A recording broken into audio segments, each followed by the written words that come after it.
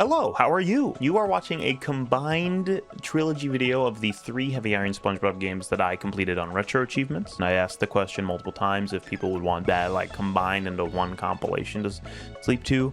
It also makes my job a bit easier to have an upload up and kind of like a buffer. So what we're gonna do to make this more interesting than just rewatching, at the end of each segment, I'm gonna give at least a few thoughts that I had while making it, along with a couple of fun facts, maybe. I hope you enjoy. I want to keep this going. We're gonna go in order here, so I hope you enjoy.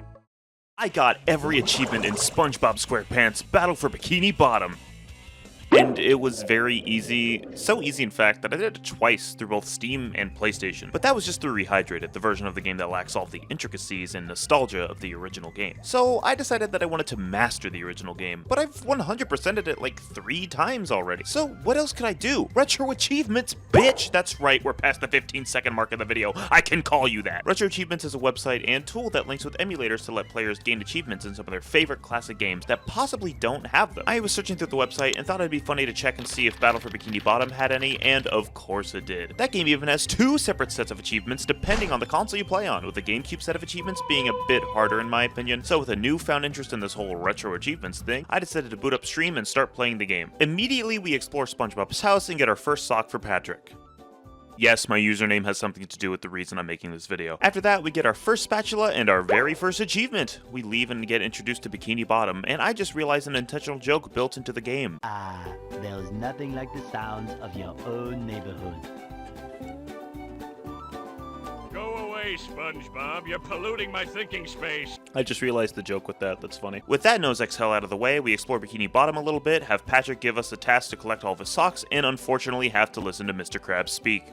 This flapping robot crisis is making the Krusty Krab. So after skipping Mr. Man's dialogue telling us we can buy golden spatulas, we get a pair of golden underwear and our second spatula. Then we go into Patrick's house and get a sock. Then we go into Squidward's house, grab a sock and annoy him enough to get another spatula. It's time to go into Jellyfish Fields and watch Squidward get stung by jellyfish. Now we need to go get the King Jellyfish jelly to rub on Squidward's bruises. We grab a sock from the cave near the waterfall and pay the bridge toll. Then we activate and jump across these barrels for another sock. We also get a purple shiny object here. Purple shiny objects are worth 50 points total, and that's about it. On a normal run through the game, these are kind of just a neat thing you may find every once in a while, which is strange considering that the level design hides them in sneaky spots for almost every area. Thankfully, this set of achievements for the game require you to collect every intentional purple shiny object in the game, so they're treated as an extra collectible. And I think that's a certified cool thing for us excellent gaming gamers. We do our first bungee jump for a spatula and immediately move on because bungees are not that interesting. We grab another sock on top of the water source and on top of Jellyfish Rock. Then we defeat the first Duplicatotron and grab the golden spatula on our way. I'll try not to elaborate too much on the general journey of the game, especially if it's easy gameplay that anybody can do. Just know that there are 2 socks on the slide you can get in one run down. Now we have to save Patrick from being trapped on a platform, and we easily do that because we're playing the first world of a kid's game. Now that Patrick is safe, we will be playing as him. We head back to the previous area, grab the sock out in the goo by using the freeze fruit. Then through the pause menu, we teleport back to the mission in the next area so I don't have to climb through the first area again, and we switch back to Patrick at the bus stop right before the jellyfish caves. We easily blasted through the caves, grabbing all socks and the purple shiny object over the goo with the freeze fruit, and then we grab the spatula that was behind the button gate and we move on outside of the caves. Once we move forward, we help Mrs. Puff drain the lake and get another spatula in the process. We switch to SpongeBob and continue onward. We jump on some cork platforms and grab the third purple shiny object in a way the game didn't intend. We grab 2 more socks and reach the entrance to the top of Spork Mountain. And on Spork Mountain, we have our first boss fight challenge achievement. And it's relatively easy. We just have to defeat King Jellyfish without taking damage, double jumping, bubble bashing, using the cruise bubble, or leaving the top of the mountain. Bubble bashing is only good for dodging, and I never even did that to dodge the electric waves when I played this game originally. The cruise bubble is only attainable from cheat codes or in-game level progression, which I clearly didn't do since this is the first world and I went for all collectibles in this immediately. That only leaves double jumping, which would be used to dodge the electricity if you don't trust your single jump, or if you messed up and jumped too early, you could use the second jump to fix your previous error. We beat it easily with only single jumps though, no struggle at all. More. Got it. Shower thoughts, got the achievement, we did it. Now we have to go down the slide and finish up the level. I got the last purple shiny object on the way down, which dropped an achievement, grabbed another sock, and the spatula on the high platform at the end of the slide. And finally, we jump on the big obvious trampoline and head back to Squidward to rub King Jellyfish jelly on his big sucker. O's. And that gives us 2 achievements, one for the jelly and one for getting all golden spatulas in Jellyfish Fields. We aren't done with Jellyfish Fields just yet though, we still have 2 socks that we will be grabbing later. Now we head to downtown Bikini Bottom and see that downtown is infested with Plankton's fuck-ass robots, who would have guessed. The townspeople need to get loaded up in the boats, but none of the boats have steering wheels, so we have to collect them. We grab the first 2 steering wheels, one of which can just be grabbed with the bubble bash. You don't even need a platform around to get it. We press all the buttons near the statue and grab the spatula on top. Then we grab the sock in the broken building nearby. We grab another steering wheel, and then we grab another sock on some slippery platforms and unlock the sea needle. But before we go into the sea needle, we do have more things to unlock, which will be easiest while playing as Sandy. Sandy is by far the most fun character in this game simply because she has momentum-based swinging and a lasso hover glide, meaning with the double jump she can cover some crazy air. We grab another steering wheel on top of a crashed boat and our first purple shiny object of downtown Bikini Bottom. And then immediately we get the second one. Then we get another sock, another steering wheel, and the golden spatula right before the rooftops. Now we're entering the sea needle to do more bungees. Yeah, we also did get a few steering wheels in here while doing the bungees, so it wasn't completely boring, except they were also just out in the open, so never mind, I'm just fucking lying to you. It was still boring. But we do switch to Sandy and jump on these windows with tiny bits of collision to reach a little secret area. Normally you need the cruise bubble unlocked to press the button for this path, but Sandy is goated. This spot is holding another sock, and the sea needle's purple shiny object. Okay, Sea Needle, you get 1 good noodle star for having slightly interesting tech. Now we're actually entering the rooftops. On a normal 100% run of this game, the area is pretty simple. Get socks, do 1 timer swinging challenge, and get to the lighthouse at the end. Easy fucking peasy, SpongeBob me Bob, but in this achievement run, this area took me multiple minutes to figure out. I will glaze over getting the socks and wheels here since they can pretty easily be seen and obtained. The only thing that had a small side job was the sock on the windmill, but that just requires you to change to SpongeBob. It's pretty minuscule and easy, so who really cares? We do the timer challenge perfectly and get another golden spatula at least, so that's pretty cool. And that gives us an achievement for 15 golden spatulas, since that is the requirement to fight Robo Sandy. It said push, and I blocked. I don't know if I've ever heard that line. It said push, and so I said, you know what, fuck it, I'll do it. Bitch. She didn't say bitch, I kinda ad-libbed that part, but you get what I'm saying. We grab the purple shiny object on the moving platforms and we make it to the lighthouse, grabbing the golden spatula. You might be thinking something along the lines of, oh, well, that was simple, you just jumped through it and grabbed the spatula. Why did you preface this part with a discretion talking about how it's more difficult than a typical 100% run? And to that I say, damn bro, make your questions shorter. And I'll also say that I'm not done talking about it, and I didn't realize the difficulty until after I finished the lighthouse. No free rides. Is that the reference to the fucking episode? Alright, and then there's 1 more sock. Okay, what sock am I missing? And I didn't get the achievement for the purple. There's 2 here, 1 on the sea needle, 1 on the rooftops, and then the 1 in the lighthouse. Oh, it's this sock. I'm missing this one. There's 2, lighthouse is 1, rooftops is 1, and the sea needle has 1. So there's 5. There's 5 of them. Am I just missing one? I grabbed them all, right? Okay, sock parkour. Before we start checking everything in the level again, we grab another golden spatula from Mrs. Puff. I did check online for just a little hint of the locations, and I learned it was on the rooftops. And I thought it was just in a fairly out of reach spot, so I used Sandy to glide across the highest rooftops. I did this for a little under 30 minutes until I decided to just watch a video on where it's hidden, and it was flabbergasting. Oh my god. You have to go back on the windmill as SpongeBob and jump on the thin-ass side of the windmill fan piece. Then you jump on top. What did I say earlier about this windmill? That it was minuscule and easy? Yeah, no, fuck you, SpongeBob! Well, we got the achievement for all of downtown Bikini Bottom's purple shiny objects, and that's all we can do for now, so we're going to go to Goo Lagoon after giving Mr. Man some shiny objects and after giving Patrick 20 socks. Goo Lagoon is one of those levels where you kind of play it normally for the most part, but then do like 2 tiny little side treks for achievements, and I'll show those when we get there. We start activating the lifeguard towers to shoot sun rays at the hammer robot across the beach, and while we're on the way forward, we grab a sock atop one of the lifeguard towers. Mrs. Puff informs the Sponge of Legend that some kids overfilled their balloons and now they're flying super high in the goddamn sky. So we have to get them down by popping the balloon. We pop a few balloons and grab the sock on top of the juice bar. After we switch to Patrick, we got the spatula from jumping across the swimming floats, and we continued to pop the last 2 balloons, which gave us an achievement. Then we grabbed a purple shiny object while making our way back to Mrs. Puff for her golden spatula. We do our first little side trek and go to the Atari controller for the Retro Gamer achievement, fitting for the topic of this video. Did I really need to reiterate that this game is old? I also grab a sock on top of the sand arch. How the hell is that thing standing up so well? It's made of sand. SpongeBob, I heard that you were collecting golden spatulas. Yes, Bubble Buddy, I am. Have you seen one? Why, yes. We were having a sandcastle contest, and somebody put a golden spatula on the top. If I had a castle, I'd name it Fort Patty Town III. And Fort Patty Town III would have a big bake sale every Monday. Dude, he is an autistic icon, man. It just is. You start climbing the sandcastle and eventually grab the spatula at the top. I say eventually as if it was arduous. It literally took me 1 minute. We grab the sock at the very top of the sandcastle and switch to Patrick to freeze the flooding goo and grab another sock. After that, we enter the sea caves. Check that, don't even need to do the platforming challenge. In fact, fuck that guy. Get it in the editor. Make that look cool.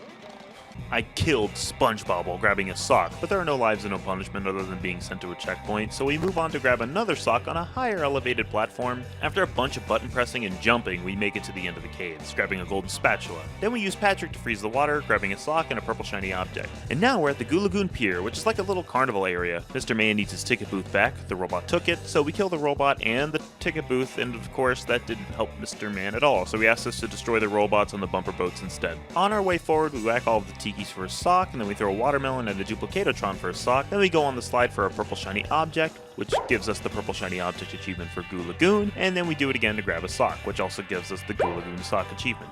Then we did bungee for another spatula. After that, we cleared the robots from the bumper boats, and then grabbed Mr. Man's golden spatula. Before we finish up Goo Lagoon, we have to freeze the ocean of goo and grab the golden spatula that's across the pier. Now we're on the other side of the beach, and we activate the last lifeguard tower to sear that ham into a deathly delicious serving of victory. And we immediately head back to Larry and grab our spatula. You did it! Take this golden spatula, friend!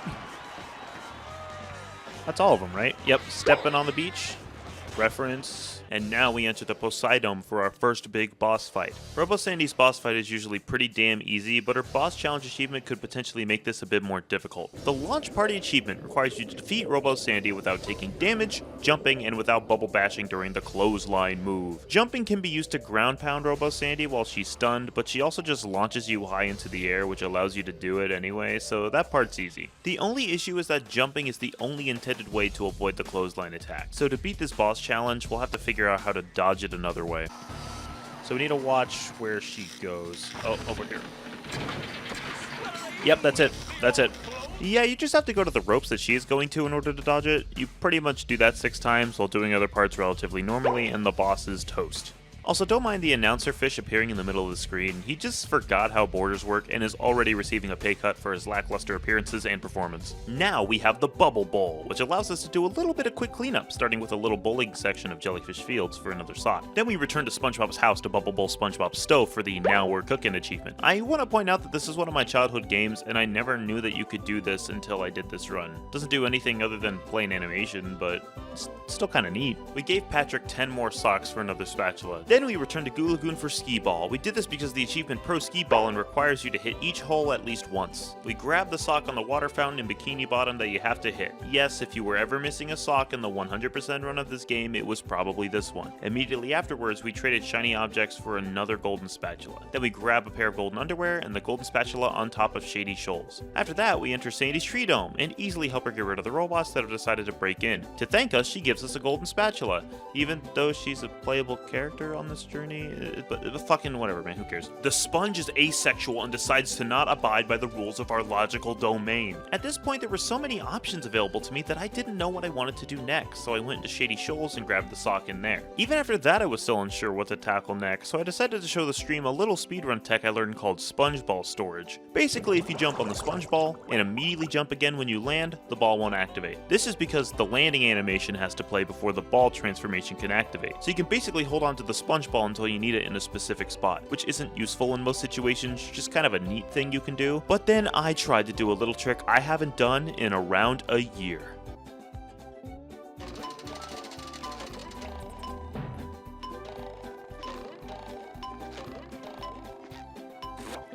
Okay, so I lined up like...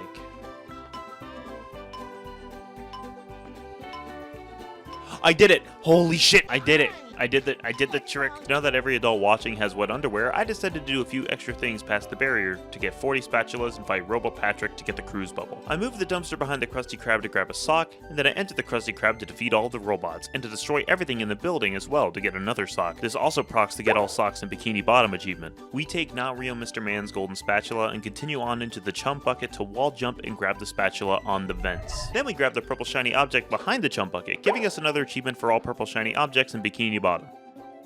Because that was the only one, which makes sense, it is one open area. I just think that it's a little funny because some of these purple shiny objects are mad hidden. And yes, I'm not subtly foreshadowing, I'm blatantly foreshadowing. I decided to enter SpongeBob's dream real quick to grab the ball spatula at the start. Then we give Patrick 10 more socks for a spatula, and then I go back to Goo Lagoon and grab more shiny objects. And of course we give them to Mr. Man for another spatula, which gives us 40, so we can go unlock the cruise bubble. But if you were paying attention to the previous achievements, you'd know we have a boss fight challenge to do for this one. Thankfully though, this one doesn't seem too bad. All I have to do is not take damage, don't touch the goo, or use the cruise bubble. I literally can't use the cruise bubble, I don't have that bitch, and the rest of the achievement is just don't get hit, idiot, and don't fall into the obvious poison hazard.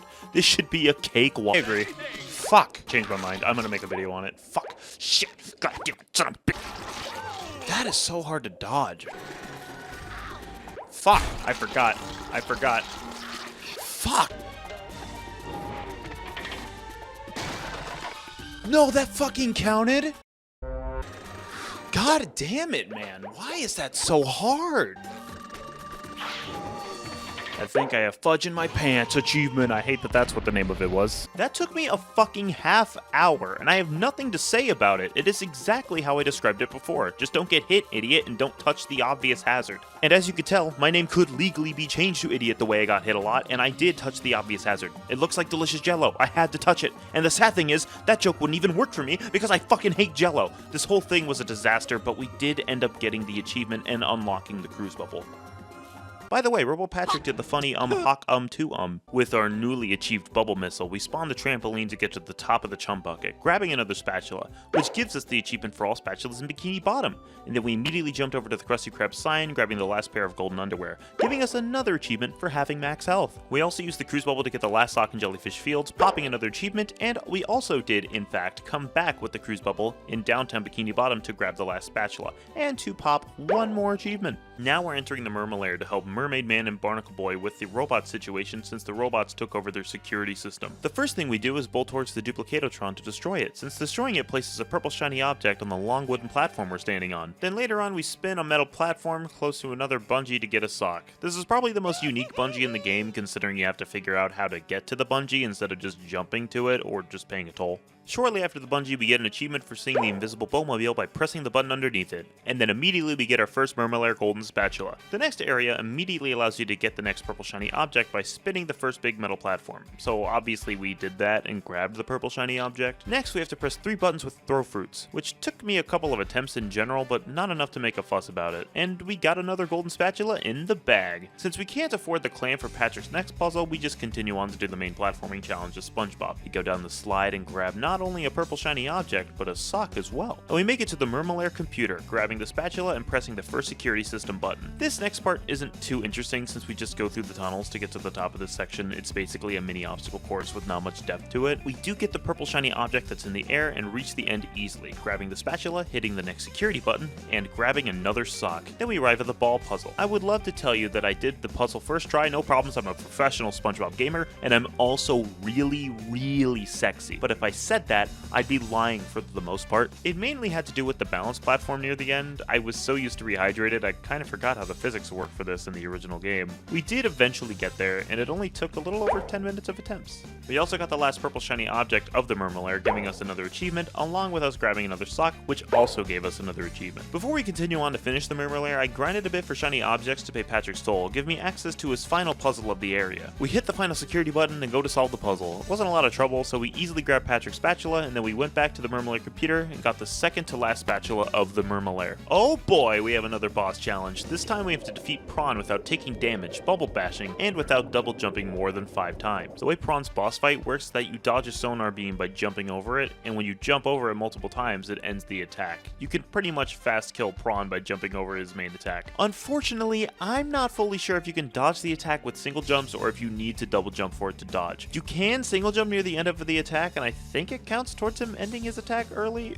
Regardless, we can't double jump too much or bubble bash at all to dodge, and obviously we can't get hit at all. I wasn't sure how difficult this challenge fight would be, considering that Prawn is not that complex. I think it felt harder at the time since I was just impatient, but it really only took me 10 minutes. I kinda just saved the 5 double jumps toward the last cycle to end it quicker. And then we finished the Mermalair with the last spatula and another achievement. Rock Bottom is next, and Mrs. Puff tells us that the robots stole artwork from the Rock Bottom Museum. I guess they're connoisseurs of fine art. Naturally, this Mrs. Puff conversation leads to one of those Mandela effects people are so crazy about. Or I guess it's just a personal one for me. Why do you want all that artwork? Don't ask questions you aren't prepared to handle the answer to. Consider the artwork saved, Mrs. Puff. I forgot he says something after that. After that, we get our first achievement of Rock Bottom, because of course the reference from the show that was built into the game needed an achievement. And now I don't really even have to... deal with these guys.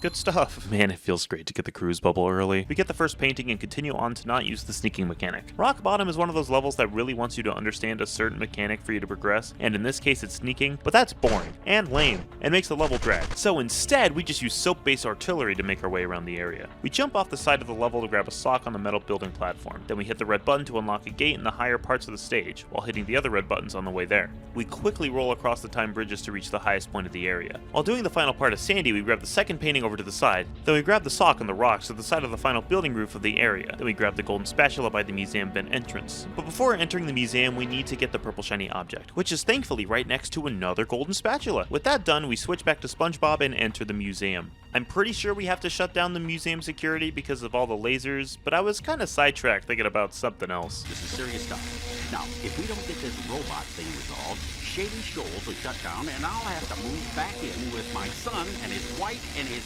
4 screaming kids. Barnacle Boy fucked, canonically. Also, we don't need a platform if we have a missile, so we easily hit all 4 of the security buttons at the beginning, letting us just walk on by. Unfortunately, we can't do the same on the other end, so we actually have to play the level as intended now. Believe it or not, the children's game was easy, and we grabbed another painting while hitting the other buttons to disable security. And immediately after that, we get another golden spatula. Platforming through the rest of the level isn't too difficult. Or is there... Oh, fuck. No! Really, it's just high up there, huh?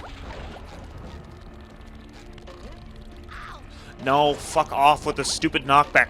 Okay, not my finest moments, but we did make it through, activating the Texas symbols and grabbing the 4th painting from Mrs. Puff. We switch to Sandy, grab a sock I almost missed, grab another sock I needed Sandy to actually grab, get the purple shiny object that's at the top of the museum, and finally grab the last sock that's in the museum. We enter the Trench of Advanced Darkness and start sliding right away. I switch to SpongeBob to take out the sleepy robots and immediately switch back to Sandy afterwards. I grab the 5th painting and hover over to a golden spatula that I can grab a little earlier than intended. We switch to SpongeBob in the next section and do another bungee for a sock, and then we switch back to Sandy to actually do the main objective, but first we grabbed a sock that was on the main path we avoided. The main objective we need to do is to activate the fancy washing machine so we can unlock the path back to the beginning of Rock Bottom, all while being able to grab the collectibles on the way. We swing over and immediately fall to the lower platform for a sock. We activate the first washing machine, then the second, we grab the last painting, rocking an achievement, and finally activate the 3rd machine. We head back to Plankton, grabbing another spatula, and then we head towards the end of the area and jump on a floating tiki that specifically leads you to the last purple shiny object, which gives us another achievement. Rock Bottom genuinely had some oddly hidden purple shinies, but it's nothing a little camera usage can't solve, and we finally grab the spatula at the end of the trench. We only have one side mission left in Rock Bottom, and that's just a slide timer challenge. While going down the slide, I found the last sock I was missing, so I decided to go grab it, gaining yet another achievement. So we have to go down the slide again to get the timer spatula. We give the artwork to Mrs. Puff and finally get the last golden spatula of Rock Bottom, giving us our last Rock Bottom achievement. Now that we've crawled out of the pits of hell, we entered Sand Mountain, one of my personal favorite levels. Before we do the actual level though, we hit a sand snowman for a sock. We did the super duper fun bungee, and we grabbed the purple shiny object in the hub area. We still have a couple more collectibles to grab in this first area, like the sock under the bridge and the spatula on top of the ski lodge that you need to switch switch to Sandy to grab. Now we can start sliding by entering Guppy Mound, the shortest and easiest slide of this level. Mrs. Puff rolls down this hill a lot and challenges us with a time trial. We grab the socks while sliding down the slide, and easily beat the time trial. We clear the robots at the bottom of Guppy Mound and press the buttons to allow ourselves a spatula. And we get Mrs. Puff's golden spatula too. Now we go through Flounder Hill, which is potentially the hardest slide of the three, but it's mainly just because of how spread the collectibles are and that you need to hit 8 snowmen in 1 life, no dying. And now Bubble Buddy has a time trial for us to do. First we hit a snowman, then we start sliding down. We got our second snowman immediately, then we hit the third, then the fourth, and believe it or not, we hit the 5th one. Unfortunately, time was running out at this point for us. Oh my god, we're barely not gonna make it. Oh, we did it! I want to know the milliseconds I had left on that, but I'm not putting in the extra effort to figure that out. We press the buttons to open the gate for another spatula and head back up to Bubble Buddy for another one. Now we're going through the slide again as Sandy to grab the rest of the collectibles. We hit our 6th snowman and we grab another sock. And then I started to hover backtrack in this final layered area to try to find the rest of the snowmen. We found the 7th one in the lowest path. Funnily enough, the last snowman we grabbed was at the very beginning of the normal path of the slide. And after all of that, we grabbed the sock at the bottom. We're finally sliding down the actual factual Sand Mountain, the slope that this whole resort is named after. And of course, Larry has a time trial for us, but with no snowmen to be destroyed, this should at least be a little more simple, even if Larry's time can be a bit close. Alright.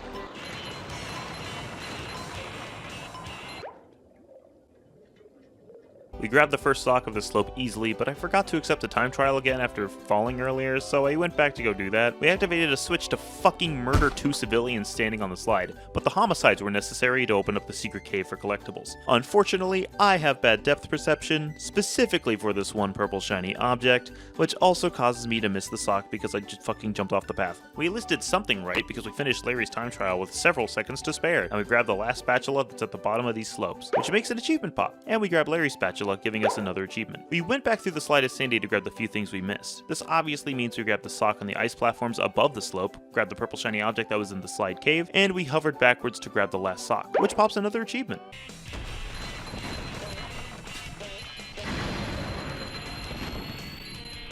I see it. Holy shit. So naturally, after finding that one, I went back to Flounder Hill to find the purple shiny object there, since each area of each level so far has had purple shiny objects in them, besides the Brawn boss room. So I went through the whole slide again, thoroughly checking for a purple shiny object, but I couldn't find anything. So I checked the video I watched from when I was having trouble at the downtown rooftops, and my mind was blown on a little hidden purple shiny object hidden out of bounds. I don't need to... No, that can't count. That cannot count. Yeah, when I said my mind was blown, it was not in the positive sense. I was very much not in belief that this was required for this achievement, because if it was, I would have had a huge change in opinion on these purple shiny object achievements. And so I tried to grab the out of bounds object for a little bit. Really? I don't want a cruise boost, man. This should not count. If this counts, I'm mad at the achievements. I don't think it will, but if it does, I'm gonna be very upset. Because there's apparently shiny objects in this building, like behind this, that shouldn't be there. I don't want to have to cruise boost. I fucking don't want to do that, because I don't know how to do it, and I don't want to learn. Yeah, you can see the blue one. You can see the blue one back there, because there's a blue one over there. But there's no way for you to actually get over there, so there's no fucking... It's not a fair thing to do. If the Retro Achievements put this purple one, if they counted it, because it's not fair. Like, that's not a thing in the game. Thankfully, the out-of-bounds shiny object didn't count. I just missed it on Guppy Mound the first time I went down, and we got the achievement pop-up. By the way, that means Flounder Hill has 0 purple shiny objects. Unless I missed the moment I collected it while combing the footage. That would never happen though, I'm a professional. We make a pit stop over to Patrick and return 20 more socks for 2 golden spatulas. And we give more shiny objects to Mr. Man. And now it's the long-awaited return to SpongeBob's dream. So we enter Sandy's dream, which is another slide with a few optional side missions, and we immediately grab the first purple shiny object, and as we're sliding, we find the second one inside of a flower that's on the track. We take the higher path near the bull skull to grab a sock, and then we fight some robots outside of the main path to grab another one. And we easily make it to the end of the slide and grab the spatula. Now we have to go to the side island and pay a toll for an obstacle course of swings to appear and lead us into an arena. We beat the robots at the arena past the swing obstacles and grab another spatula. Then we grab the sock behind the building on the floating island. Now that we're done with Sandy's dream, it's time to move on to Squidward's dream by bouncing to the top of his house and grabbing another spatula. Squidward's dream is pretty simple, as it's just a platforming challenge with a music themed gimmick, and it's honestly very chill and fun to play through. Definitely harder when you're a little dipshit idiot kid. We grabbed the sock by bouncing on the tambourine, and we made it to the end with 0 issues, grabbing the purple shiny on Squid's clarinet and getting another spatula on Squid's nose. Also, those Krabby Patties are raw as fuck. And I mean raw as in not cooked, I don't mean raw as in super goddamn fucking cool. I mean as in, you can't fucking eat that, you're gonna die. We grab the purple shiny object behind the dreamy Krusty Krab. We enter Mr. Man's dream and its mountains of money with a battle arena made out of the Krusty Krab grill. The gimmick here is that each robot is linked to a patty platform, so you need to keep destroying them to allow the platforms to move so you can hit the Duplicatotrons. First we grab the purple shiny on a floating tiki, and then we go through the harrowing trial of fighting these complex machinations. Hey, I forgot, you can just do this. Yeah, we pretty much just camp a lettuce platform this whole time and beat all the robots and Duplicatotrons with ease. We grabbed the last sock of SpongeBob's dream, which obviously popped an achievement. I don't know why I keep telling you, you most likely figured it out at this point. And we grabbed another spatula, which gives us an achievement for getting 75 spatulas, since that is the requirement for getting to the final boss of the game. We get the spatula at the end of the dreamscape, and finally we talk to Patrick in his void of a dream and get the last spatula of SpongeBob's dream, which nets us yet another achievement. If you just walk into the void and just keep on walking, you just keep going for a while, just for a long time. You just keep walking into the void. It loops.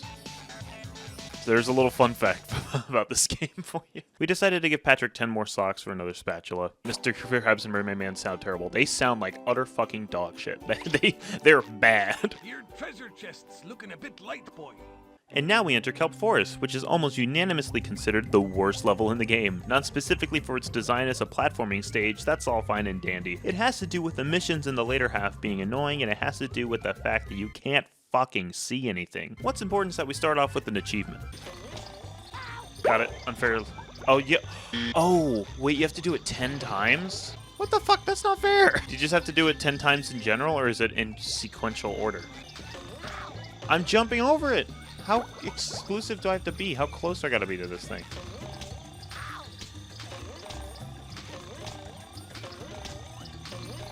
Oh, okay, we got it.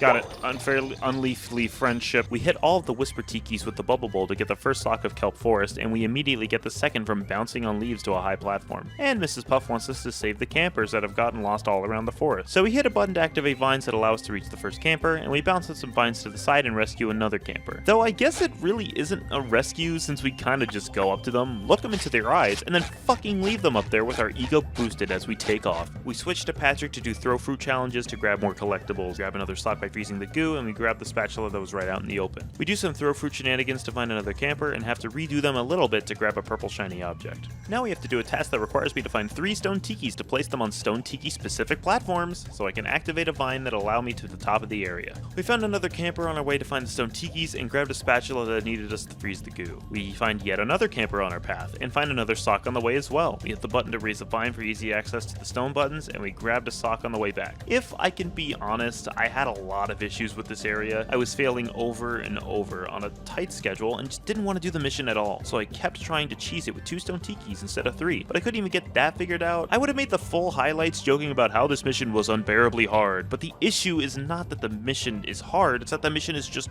boring. Not hard enough to be infuriating for funny anger moments, not entertaining enough for me to sing its praises or even make a funny little anecdote about it. It was just boring. Regardless, we got to the end and grabbed the spatula as SpongeBob so I could easily backtrack to the bungee for the purple shiny object in this area. And now we enter the Kelp Caves, which probably has the worst layout and design of the game. You have one bus stop, multiple buttons to press with a cruise bubble, and multiple things to use throw fruit on. So it's a back and forth between this one bus stop and where you need to be to activate switches multiple times. We grab Barnacle Boy's first crystal, then the second, then the third. We open the box and grab a sock and use the leaves to hop on the top of the vine to grab the 4th crystal. We also grab the purple shiny object on top of the vine. We find the last camper, which makes an achievement pop up. Then we tried to launch Patrick with a throw fruit at a high platform to grab a crystal, but the timer on the throw fruit was annoying me, so I decided to do something about it.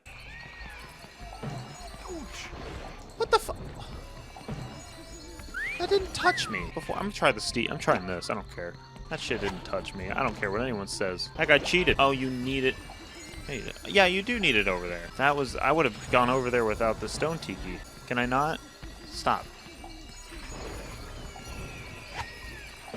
Oh, there we go. Got it. Then you.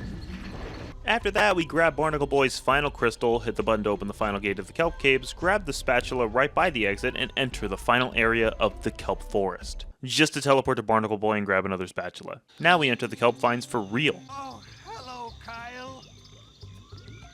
I'm Kyle. Hi, I'm Kyle. Kelp Vines is by far the hardest slide in the game, with the tightest turns, the most paths, and a strict time trial by Mermaid Man. I died a lot on this slide, all while trying to find collectibles and all while I was on a time constraint. And I don't mean Mermaid Man's time trial. I mean I actually had to go to my job that I gain money from to live in the house that I'm currently living in. By the way, if you want to help me with not having to work the job that I don't like that I can't disclose to you, then maybe you could subscribe to the channel, like the video, follow the Twitch channel, fucking anything. I hate working food service. I mean, you watched this far into the video, you had to like it at least, right? Now that my desperate false ego-filled YouTube show is over, we grab Kelp Forest last purple shiny for an achievement, and the last Kelp Forest sock for another achievement. And we reach the bottom of the vines to get another spatula. We attempt Mermaid Man's time trial again. Not losing it like this. Fuck, I double checked because I was scared. Good.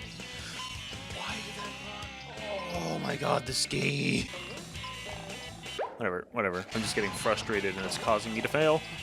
Like that, exactly. We beat Mermaid Man's time and grab a spatula, and we return to Mrs. Puff with all the campers next to us. Yes, they are all definitely right there with me. They're right there with SpongeBob. They're definitely there.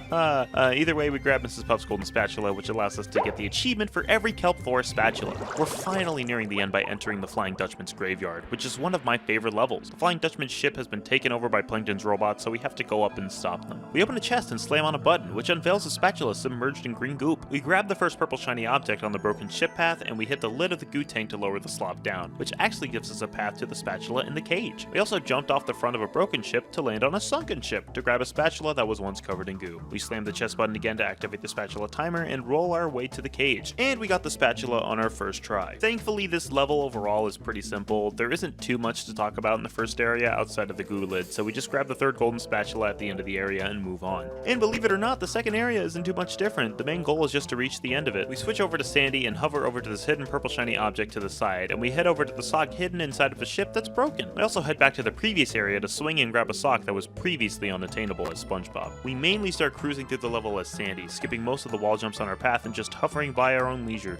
Some of the stuff that Sandy can do to skip the wall jumps is pretty cool and very fun for a person like me who likes doing things in the not correct order. Unfortunately, this stopped once I got to the final wall jump part since I just couldn't figure out a reliable way to skip it as Sandy. Thankfully, we can just warp to the bungee spatula that we didn't pay for yet to continue with SpongeBob. I don't know why it's in the menu if I didn't pay the clam toll, but whatever, it was convenient for me, and the general rule of thumb is that you don't complain when something is convenient for you. We pay the bungee toll after grinding shiny objects and grab the easy spatula. We also reach the end easily, grab the spatula, and move on to the last platforming area in the Dutchman's graveyard. All the power generators. You're not Mr. Krabs, you fucking piece of shit. That's Imitation Krabs right there, remember that episode? God damn. What a classic. Oh, fuck. We activate the first cannon for fire, and we start destroying the robot generators. And once that's done, we... Okay. I may need that for something later. That makes that sound sexual. Nope. Anyway, we go back to the other ship, hit the second button on the ship to activate another cannon, and we hit the third cannon button immediately after that. Then we head over to the other ship to grab the very last sock of the whole game, which gives us an achievement for the Dutchman's socks. Then we switch to SpongeBob to activate the final cannon, which gives us another spatula. And as Sandy, we bounce on the trampoline to the top of the ship to grab another spatula. Then we grab the final purple shiny object of the level and of the specifically hidden purple shinies, which pops the last purple shiny achievement. All things considered, I thought these were really cool collectibles to grab since they were hidden better than some of the socks were, and designed to be extra little collectibles. These achievements gave these purple shiny objects more value to collect beyond their measly 50 added currency they usually provide, and it provided a more explorative look at these levels that I've played dozens of times over throughout my life. I think these, along with the boss challenges, are prime examples on why Retro Achievements is such a cool thing that the gaming community has come together to craft. Speaking of boss challenges, we launch the cannons for another achievement and return the Dutchman's ship to him. But he doesn't want to give us the golden spatula because he's a dead-ass ghost who's dead as fuck. That also just happens to be a pirate. Sadie wants to tango to get the spatula from him. This boss is usually one of the most boring in the game. It's kind of just a wait and dodge type of boss fight. For this boss challenge though, we need to defeat the Flying Dutchman without taking damage and with less than 14 seconds spent touching the ground, meaning you're mostly going to be dodging while hovering and immediately double jumping the moment you land back on the boss platform. And because this boss is such a dodge and wait boss, the 14 seconds of time you have to touch the ground is very limiting. This boss already felt like a drag, but now it felt like a longer stress test to see how much you can keep track of time, attacks, and your status while hovering. There it was. I'm gonna land real quick. Okay. That should be it. Bye-bye. Did I just lose it right there? I saw it go away on the bottom.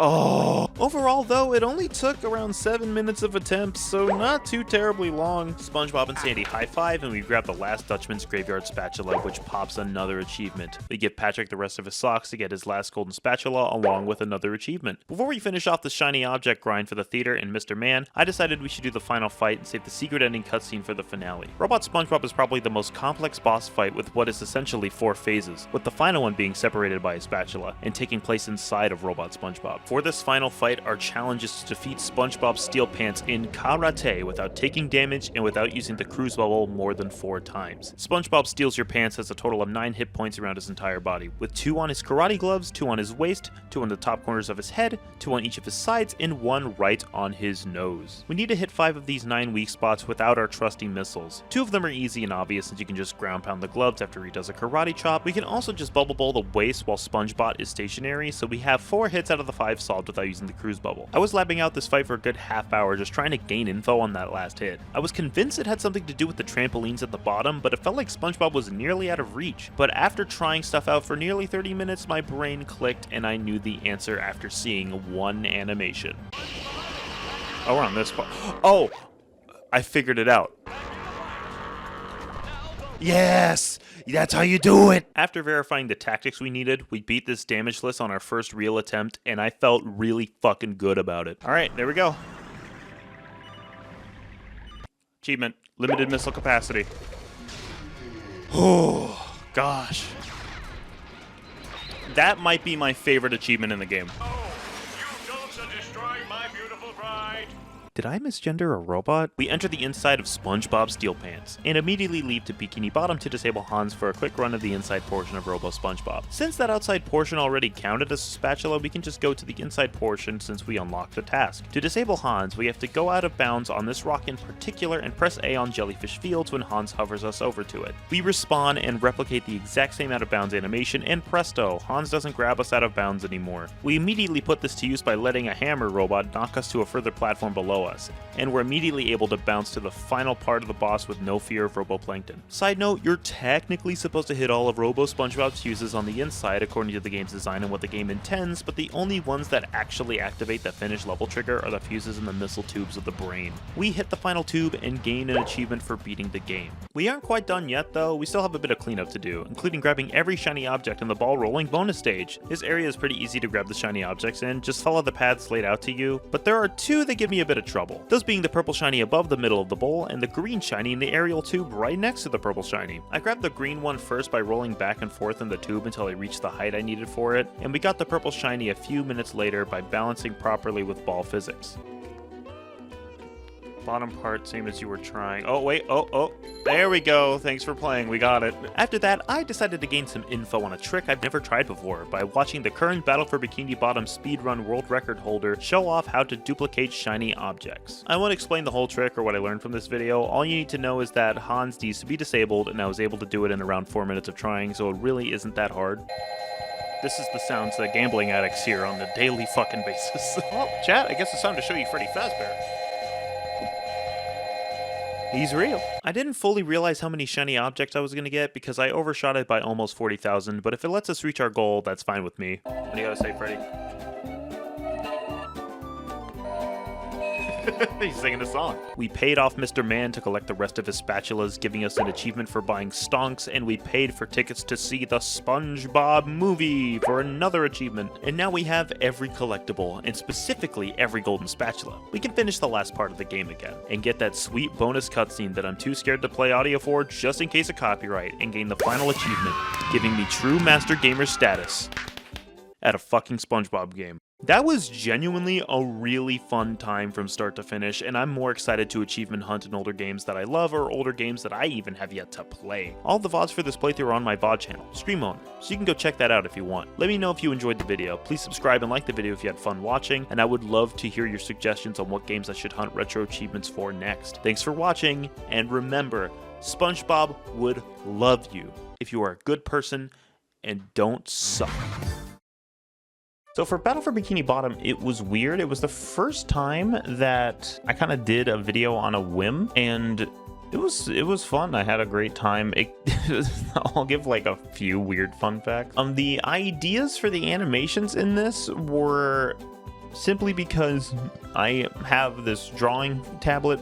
I have this drawing monitor over here that I rarely use, and I was like, well, if I can do that stuff or try to do it, why not just do it? Because I rarely ever used it. I figured if I use it in the workflow, I'll use it more. And I think I'm pretty correct that I don't upload super frequently, but I usually try to put some sort of animation or artwork into the video to feel personable. It doesn't always happen, but I try. I try at least. The green screen bit at the beginning when I call everyone a bitch, I thought that one was funny because at that time, YouTube recently shortened the wait you had to take to say a curse word. Used to be first minute, it was like first 30 seconds, then that got cut down to like 7. I decided to put that in there. And the green screen bit for that, I made a YouTube short on this. The green screen bit for that used an attachable to computer chair circular green screen, which at the time when I got that, I was like, oh cool, this will be neat when I get a chair that works with it. And then I tried it multiple times. The concept just isn't good, but bless my mother, she got it for me, and I didn't have really good green screens at the time, so that was the setup we had with shitty lights on it. And you know what? I made it work. My roommate was holding the back of it up while I was filming that part on, I think it might have been this camera. I think it was this camera. Webcam, it's not a camera. Line read was way faster. I was trying to lip sync it. The line read was way faster than the video of me lip syncing it. I was like, shit, we're gonna have to retake. I'm gonna just set all that up and do it again. But then just on a whim, I shortened it. I sped it up and matched it with the audio. I didn't do any cuts with it. I just fucking yoinked that shit. And it like almost lip synced perfectly and looked funnier.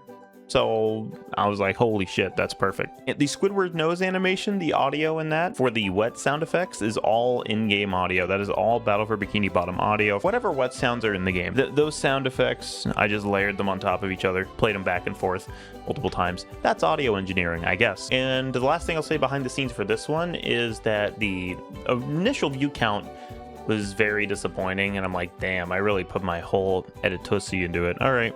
Well, we'll see what happens with the Persona 5 randomizer video, because that was the one I was going to work on next. Then after like a little over a week, when I changed the thumbnail, because I was like, maybe it's because the art on the thumbnail is bad, and it was bad. So I switched the thumbnail at that point, and I think it pushed it out a lot more. I don't know how, I don't know why, but now it has over 100,000 views, which is still crazy to me. What the I thought that was a flop. It was the worst performing video in the first few days, so I thought I had a flop on my hands, but a little over a week later, it's fucking booming. It's going all over the place. It surpassed Persona 5 Royal Pixie Only pretty damn quick. That was crazy. That was crazy. I was like, the fucking SpongeBob game did it? That's wild. So yeah, that's all the little tidbits I have for Bfbb. There's definitely more behind the scenes stuff and discussion that I could bring up with that video, but I did a director's commentary for members. I'm not going to plug YouTube memberships that much. I'll do it right here. For these 3 videos, there either is a director's commentary up for it, or there's gonna be. Truth or Square, I haven't done yet because I'm kind of going in order with those. That's a little extra tidbit I have for Bfbb. Let's move on to the movie game. SpongeBob SquarePants has been a constant franchise throughout my entire life, and achievements for video games are a thing. Let's combine them together now for some wacky fun. I got every retro achievement in Battle for Bikini Bottom, and now I'm back to tackle the movie tie-in game. And it looks to be more difficult this time around for multiple reasons. But we'll talk about those reasons when we get there. I'm doing the GameCube achievements. The PS2 and GameCube achievements are pretty similar. I just like the way the GameCube achievements are organized. The intro cutscene begins to play, and unfortunately, most of the cutscenes are presented like ass. It's giving the energy of those top 10 fictional crushes PowerPoints, but like with story, voice acting, and worse transitions. and it's not very enthralling. These are stinky doo-doo, but whatever, we move on. Smells. Fuck you. Why'd you highlight that? Now everyone's gonna see, and they're gonna know. Thankfully, we get an actual Mr. Krabs voice this time around. No, jeez! The movie game has a very similar feel to Battle for Bikini Bottom, which is a good thing. I think Battle for Bikini Bottom had great controls for a licensed platformer. While casually playing the first level, we find our first extra, which pops our first achievement. Extras are bonus collectibles that unlock concept art, outfits, videos, etc. There are 42 in the video game, and we need to collect all of them for an achievement later. We found enough dumbbells to upgrade an ability, so I upgraded Patrick's Star Spin ability, which gives us an achievement for fully upgraded Patrick Star Spin. I thought the Star Spin was his cartwheel, but a Patrick level is next in line anyway, so it's not a big deal, and arguably I did the correct thing by accident, which is my favorite way that I could do the correct thing. We jump on the trampoline at the end of the level and grab our first Goofy Goober token and our third achievement. One more achievement in this. You got a name? These cutscenes are terrible. So after that stupid fucking dumbass cutscene, we reach the point of SpongeBob eating his depression away with ice cream, and now he's drunk, because that was the logical result of eating dairy. Patrick time, and we get to listen to insane circus music. Isn't that fun? This game's achievements are quite a bit different from Battle for Bikini Bottoms, because there are less secret achievements, nothing special to the boss achievements, no little fun secret Easter eggs to find. This is a no-nonsense 100% run with a couple of challenges thrown in, and a second required playthrough later. Anyway, we reach Mindy's clan computer, and she lets us know that we need one more Goofy Goober token to make Patrick an enjoyable character to play, so we enter the first Battle Arena challenge. This Battle Arena wasn't difficult at all since there are 2 different enemy types in the game so far, though we easily get our second Goofy Goober token here. 1 token, baby. Oh, that was not. Now that we can cartwheel, I break down 4 walls to reach a room with trampolines and what is honestly probably the freest token of the entire game. I neglected to mention that while I still have nostalgia for this game, it isn't as powerful as the nostalgia I have for Battle for Bikini Bottom. So if I'm infuriating you at any point in this run with lackluster gameplay, then feel free to comment and let me know. Also, like, share, subscribe, and ring the bell to get notified of new videos. Haha, you fell right into my YouTuber shield, you dumb piece of shit. We went ahead and destroyed the corner pyramid of boxes with a lot of macho points on them, and gained enough to upgrade the cartwheel, which not only gives us an achievement, but it also gives me my favorite ability in the game, simply because it has very generous AoE damage and still lets me move quickly. So fun fact, as a kid, when I played this game, I've always wanted to be in this room. I thought this room looked so tasty. I was like, this is my dream. I want to jump on ice cream and eat it. There is an extra down here. I think we have to do this perfectly for it. Yep. Secrets like this are so satisfying to me for some reason. We reach the end of the level and grab another Goofy Goober token and another achievement. There you are, Patrick. I've been trying to I didn't find do all you the tests, evening. though. It's 8 in the morning, SpongeBob. Oh my gosh! Back at the Krusty Krab. Krusty Krab Krabs 2, they're about fucking his stupid. alleged- I just need to talk about how fucking terrible these cutscenes are, man. We're getting a SpongeBob lore dump from the narrator, which is just the plot of the movie, and it's being presented with these basic transitions and screenshots, and bad photo edits, and overlays, and it's genuinely one of my favorite things. Just ever. I love this shit so much. Our journey begins. Epic, heroic, daring, valiant, courageous.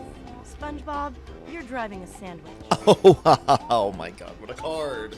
You dumb fucking bastard. That's a sandwich, not a card. I think for the sake of my health and to better focus on these later, we'll just go ahead and skip over most of the driving levels until it's absolutely necessary to talk about them. We did, however, grab an extra on this level, which is important, so important in fact, that we did it twice. And look at that, another achievement. Now we're 3,000 miles away from Shell City and got the Bash move. We need to destroy all of Plankton's radio towers. I think they're putting audio frequencies in the mind control helmets, or it could be Plankton's blatant advertising of a chum bucket. I don't remember for sure what's going on because this game has slightly different details than the movie does. A little bit into the level, we're able to upgrade another ability, and this time I chose SpongeBob's Karate Spin, which gives us another achievement, and allows me to reflect projectiles and do a bit more damage to enemies. By the way, did you know that this game has ball rolling levels? These are usually not hard at all, just observe the obstacles and properly roll forward. Look, I know we're in a main level, and I should talk about it more, and trust me, I will later, but as is the way of achievement hunting, the first playthrough of this game is mostly just playing the levels and grabbing the things, and since you need to go back and replay like half of the game to access the final boss and get all the tokens for 100%, I figured that we'd go hunting for extras when the time came to replay levels. Oh, we got the Goofy Goober token at the end of the ball level, by the way. A bit later, we press a button that spawns a few trampolines that also lead to a Goofy Goober token, giving us the second freest token in the game. We also unlock the first bungee challenge, because yep, those are back too. Thankfully, these have a bit of actual challenge to them, unlike in Battle for Bikini Bottom. This first one isn't too hard though, and we get yet another token. How macho am I? Not very. I'm playing a SpongeBob game to try to make a living out of it. I think that's very telling. Now we're introduced to the floating block challenge levels. These kind of act like a less inventive version of Super Mario Sunshine secret levels, but these are inoffensive and hold a couple of collectibles and a few challenging sections. This one is very easy though. Obligatory drug trip joke. We got enough macho points to get another upgrade in this level, so the bash is getting upgraded next, which gives us another upgrade achievement. We hit the buttons to destroy the last radio tower, and now we can continue on with the game. What would we need to switch to Patrick for? I guess I just didn't look around enough, did I? What happened to Patrick and SpongeBob? We grab the token for 3,000 miles and gain another achievement. Now we have to knock down more radio towers using the desert area slide. These towers form more of the path needed, so they actually matter more outside of just giving the level a quote main objective unquote. Playing the slide levels casually is fun and all, but again, we'll be coming back to these later, so let's just move on head forward.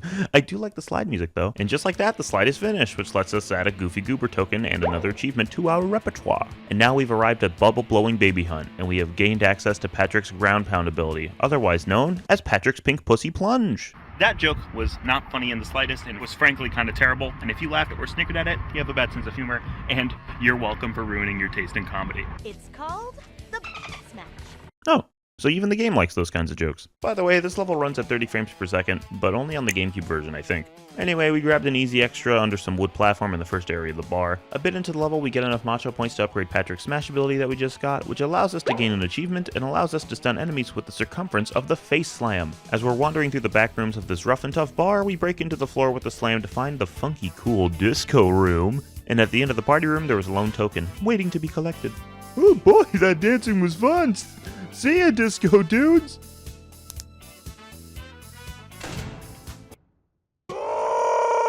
We enter the lava room of the tavern. Yes, every bar has one of these. At this point in the game, I'm surprised at how varied they made some of these locations. We didn't spend much time on 3,000 miles away from Shell City because it wasn't difficult and it really doesn't have much going on. But this area not only had the disco room, but this lava interior with conveyor belts and some swinging ice cubes over the lava. A little further in, we have another combat challenge. Wave 1 is no big deal, Wave 2 was also pretty easy, and Wave 3 went off without a hitch. Easy peasy token for the goobers.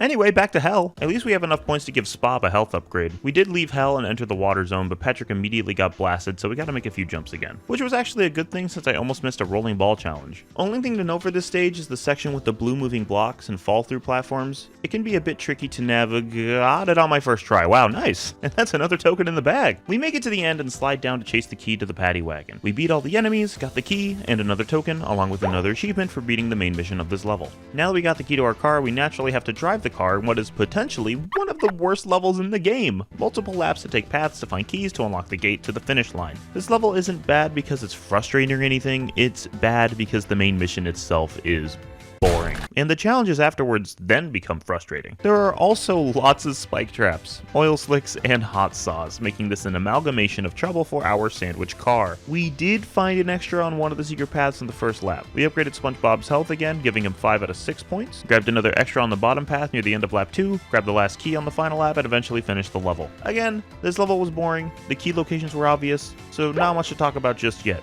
Now we fight the red thing from One Night at Flumpty's, but if it was one big mouth and not a bunch of heads. You didn't think I'd reference a FNAF fan game, did you? This boss isn't hard at all, you just hit the thing in the ass, it falls, occasionally you have to fight Tongue Grandma, it's a whole thing, a thing that gives us a token and an achievement. Now it's time for the infamous Rock Slide. Infamous for its fucking length because this slide is long! Thankfully on the first mission you only have to reach the end no matter what, and this game doesn't have a live system.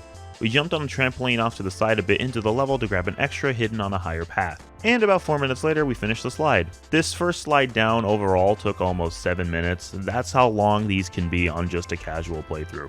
Anyway, that's yet another token and yet another achievement. So far I haven't been going super in depth with the game and talking about the challenges, but to reiterate the gamer truth, linear platformers do not become challenging until you go for everything, and since we can't get everything until we have all upgrades, I'm choosing to make the video interesting a bit later. Hopefully I'm running through the general journey of the game quickly enough for you. Now that we're men, the next level to play is Now That We're Men. We have facial hair. I'm sorry, SpongeBob. Yeah. You don't have enough Goofy Goober tokens for me to give you the Sponge Bowl. Yep, this game still has token requirements for progression, even though it's a linear platformer. So let's slide some more. And that's another token. The first time trials aren't difficult at all for most of the slides and driving stages, so they're almost guaranteed free tokens. But then there are the ring challenges. The ring challenges can be difficult in some of the stages, but usually they're just kind of boring, especially on the slide, since it's just sliding to the exact sections the game wants you to, and you always have forward momentum on slides, so it's not like you'll miss the ring timers as you continue sliding. And just like that, we got another token. So now we can continue to the next main level. Now we have access to the Sponge Bowl, a classic ability. Those nasty bucketheads must That sounds stop. like a slur. As much as this game doesn't have a lot of enemy variety, one thing I'll give the game credit for is that each enemy type gets different visuals throughout the game. So while mechanically they don't change too much outside of health differences and some mechanical differences, the game still visually expresses each new location differently outside of just changing the environments and music. We find an extra on a high side cliff next to the sinking platforms in the lava, and then we enter our next combat arena challenge. And this is definitely the hardest combat challenge. We got introduced to the gunners in this level not too long ago, so for this combat arena, all enemies are in their strongest state and the gunners are mixed in with chasing burp enemies, which doesn't give us much space to move around. The burping enemies will attack the moment they get out of their hurt animation. Some of them will just straight up read the direction you're going in, and when you're getting shot at from a distance while this is happening and the projectiles spread the further out they go, yeah, it becomes a problem really fast. Oh, and those are only the first two waves, because in wave 3, they add another enemy type to the list. A variation of the flying projectile enemies, but with a proximity laser that locks onto you if you get too close, and with a rocket that homes in on you, that then breaks into smaller rockets. You need to have the projectile reflect upgrade on your basic attack for these guys. There is really not much you can do besides that. We could come back with a sonic wave guitar, but when your combat arena has 50 enemies trying to hit you, that's just not going to work out that well. The main issue with this arena challenge is that the camera does not give you all the info you need. No matter where you are in the arena, projectiles are going to hit you from off screen.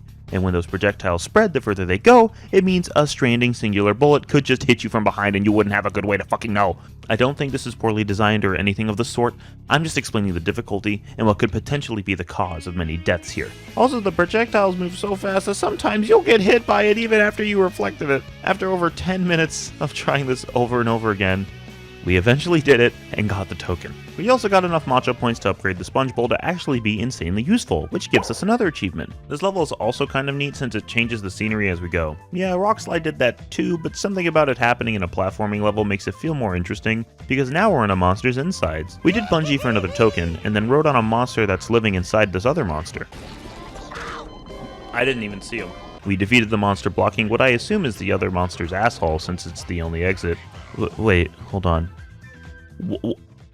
Why does this monster have a back door? We entered the inside of another monster for a combat section. Then we got another achievement for upgrading SpongeBob to max health. Then we enter another floating block challenge, and it was another easy token for me. Then we swing on ice cubes to get another token. Then we grab the main level token, which then gives us an achievement. And instead of a sliding or driving section, we actually just continue to another main level. Mindy gives us the throw ability, and then we just go back to Now That We're Men to get the last token since we needed to throw freeze fruit to get it. We got the token, which gave us an achievement for having all of the Now That We're Men tokens. Then we go back to Bubble Blowing Baby Hunt to do the throw fruit challenge there. This one actually took me a few tries, but it's only because of the last part of the challenge. Since the electric gates intersect with each other, you just need to find the right timing. We grabbed the extra on the side, and a few tries later, we got the token. Now we're back in Shell City dead ahead to continue the main game progression. You could have probably guessed it, but since we got the throw ability here, this level is going to be mainly based on using throw fruits, which is a mechanic that I think is just okay. It's not the most engaging thing out there, but it can have some interesting challenges, which I think this level does decently overall. We step to the side and do a pretty free ice cube swing section for a token. A bit later we upgrade Patrick's throw, which gives us an achievement and a throw that's weird to control. Thankfully it doesn't get rid of your normal throw as an option, but it does make your stronger throw harder to aim. The aiming is based on what direction you're pointing your stick, and since there's approximately 360 degrees worth of directions you can point with, yeah, it can be a bit touchy. You're supposed to walk the slippery turny bridge, but you can just throw the fruit past the halfway point and jump up there to make it easier for you. So you just do it with confidence and then you're fine. By the way, the plot for this level is to destroy Plankton's chum bucket commercial TVs to stop his advertising, but also since we need to actually break them to walk through the stage. Who's the advertising to? Nobody fucking lives here, except for the people already mind controlled. What, dude? Oh my god. Then we entered the SpongeBob stage. This one still isn't too hard. There's just this one section with moving blocks and a propeller that is trying to knock you off the course. We destroy another TV and the fuse breaks a wall that reveals a door. But before we enter that door, we grab another extra that's hidden off the side on the soda cans. We slide down a pipe into a big goopy section that rises as we jump through it.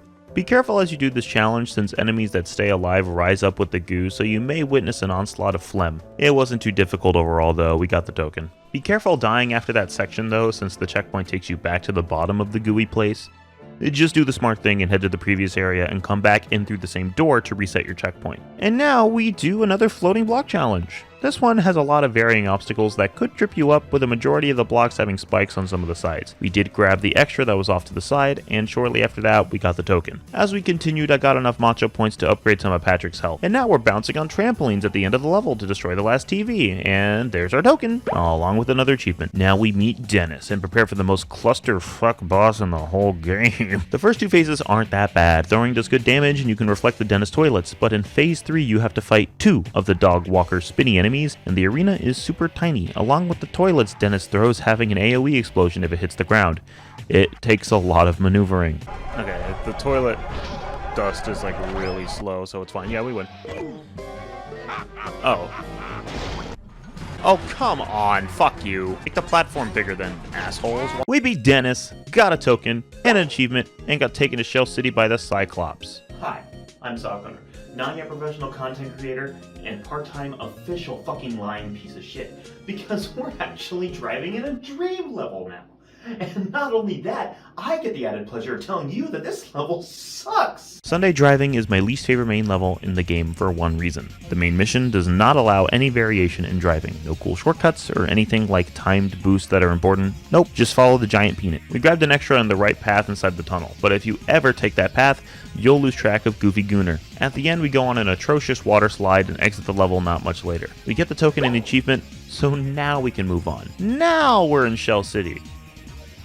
I'm sliding out of here, bro. I'm not staying here. In this slide, you just need to hit all the things that allows you to progress. The issue with this slide is that there are several branching paths, some that lead you nowhere. It's actually one of the shortest slides in the game if you know what you're doing. We hit all the hoses, got an extra, jumped on up to continue, finally hitting all the lamps. But before we head out of Shell City, I wanted to grab another extra as a little treat. Make those 2 extras as treats. I'm a bit snacky. Okay, now I'll leave. You left a trail of debris in your wake. Mindy, why'd you bring us back in? Token, achievement, bam! We were offered a ride to Bikini Bottom by a nice guy named not a lifeguard, but I play one on TV. Weird name, but cool, man. Oh, fuck, it's Dennis again. Oh, the last fight was hands down the hardest one so far. This could only mean that the second time you fight him, he's spamming even more enemies and projectiles. Oh, this isn't gonna be easy.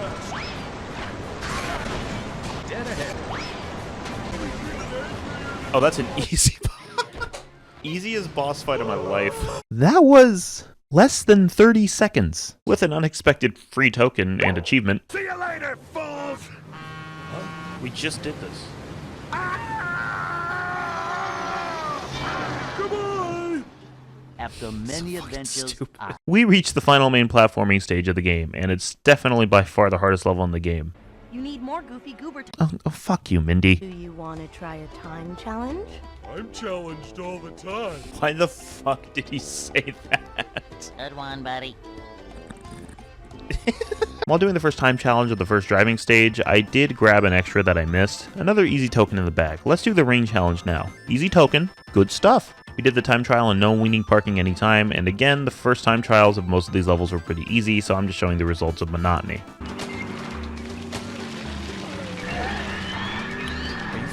Kidding. I'm not. Oh. Yeah, we're doing Rock Slide now and saving that ring challenge for later. After a 5-minute slide, we got another token. We can finally get the Sonic Wave guitar.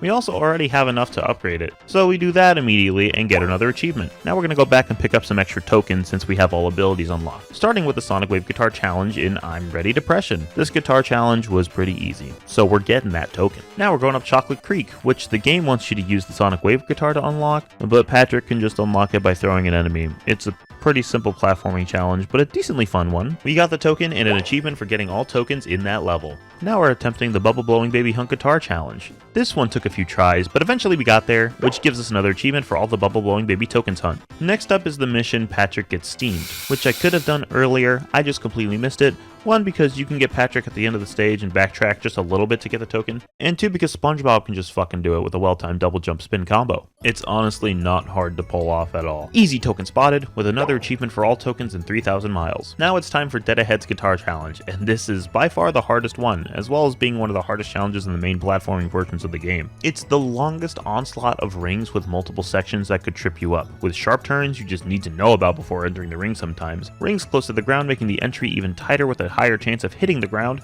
sharp vertical directional changes alongside that, rings with a bunch of debris in front, and this one scary part at the end that's a consistent turn with the fastest ring checkpoints all put next to each other. That took about 10 minutes of attempts to get, but the token is ours and so is the achievement for every Dead Ahead task. Now it's time to conquer Planktopolis. Our first true obstacle of this level is the bungee challenge. This is the hardest bungee in the game because it requires you to memorize where the electric fields are zapping. This only took me 2 tries, but this bungee was the cause of many deaths in my childhood. SpongeBob movie game made me go to a lot of funerals, and I'm still not okay. The common trope to each area of this level is that you need to destroy the plankton statues to progress, and they get harder to hit each time you encounter them. First one isn't hard at all, you're just on a platform that moves based on weight, and the plankton statue shoots individual magma rocks that are super easy to dodge. After that, we switch to Pat and try to do some optional stuff. Free token, thank you! We haven't touched most of the challenging achievements just yet, but this optional challenge, that is needed for 100% by the way, was one that absolutely broke me.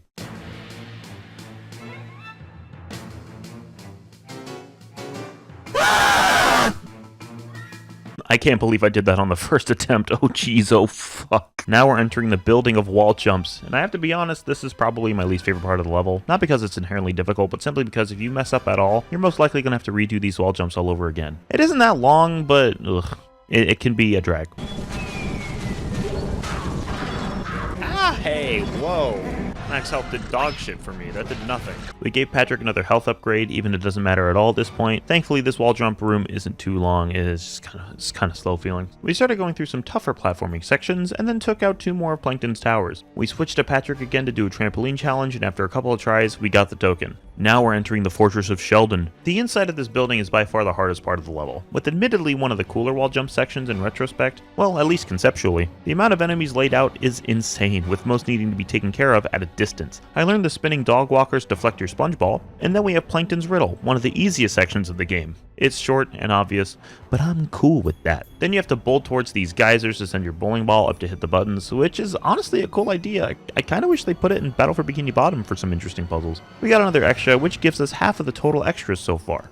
Finally, we gave Patrick his health upgrade, giving us an achievement for Max Health Patrick, and clears out all of the upgrade achievements. The last Plankton statue is near, and it decides to destroy the floor beneath us, giving us one last platforming challenge. So then we take on the last Plankton statue, a few hits later, and the statue is destroyed. Another token, and another achievement for beating the main objective. I recognized at the end of the level that I missed a token, so we're heading back to Planktopolis to find it. I just didn't look very hard for this button that's in the enemy-filled room. Hitting it unlocks the last SpongeBob challenge.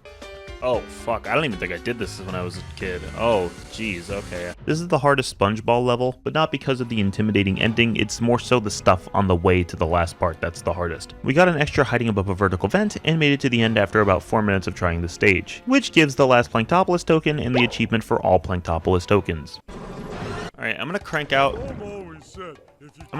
this level immediately because all we have is one more extra and I know where that is. Thank God I didn't go for 100% in this game when I was a kid. I would have lost my mind.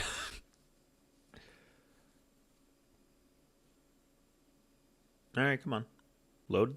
Yeah, apparently the GameCube version of this game has a memory leak or something that can sometimes prevent the game from loading levels, and the only way to fix that is by resetting the game. After reloading the game, we grab the last Planktopolis extra, which is at the very start of the level with the geysers. We drive now! I do like that this is a revisit of the first driving level of the game with different obstacles and a different layout. I don't fully know if we're driving through it backwards, but even if that were true, it's still different enough to qualify as its own stage, and I dig that kind of attention to detail, even though this doesn't happen in the movie. I guess it's up to you to decide which of these is canon, because the game did release almost a full month before the movie came out. So by all accounts, the movie actually did the game injustice, because that is YouTube media literacy. We grabbed an extra in the park section, but not much happened after that. We just finished the stage and got an achievement. We reached the final boss of the video game, that being a mind-controlled King Neptune.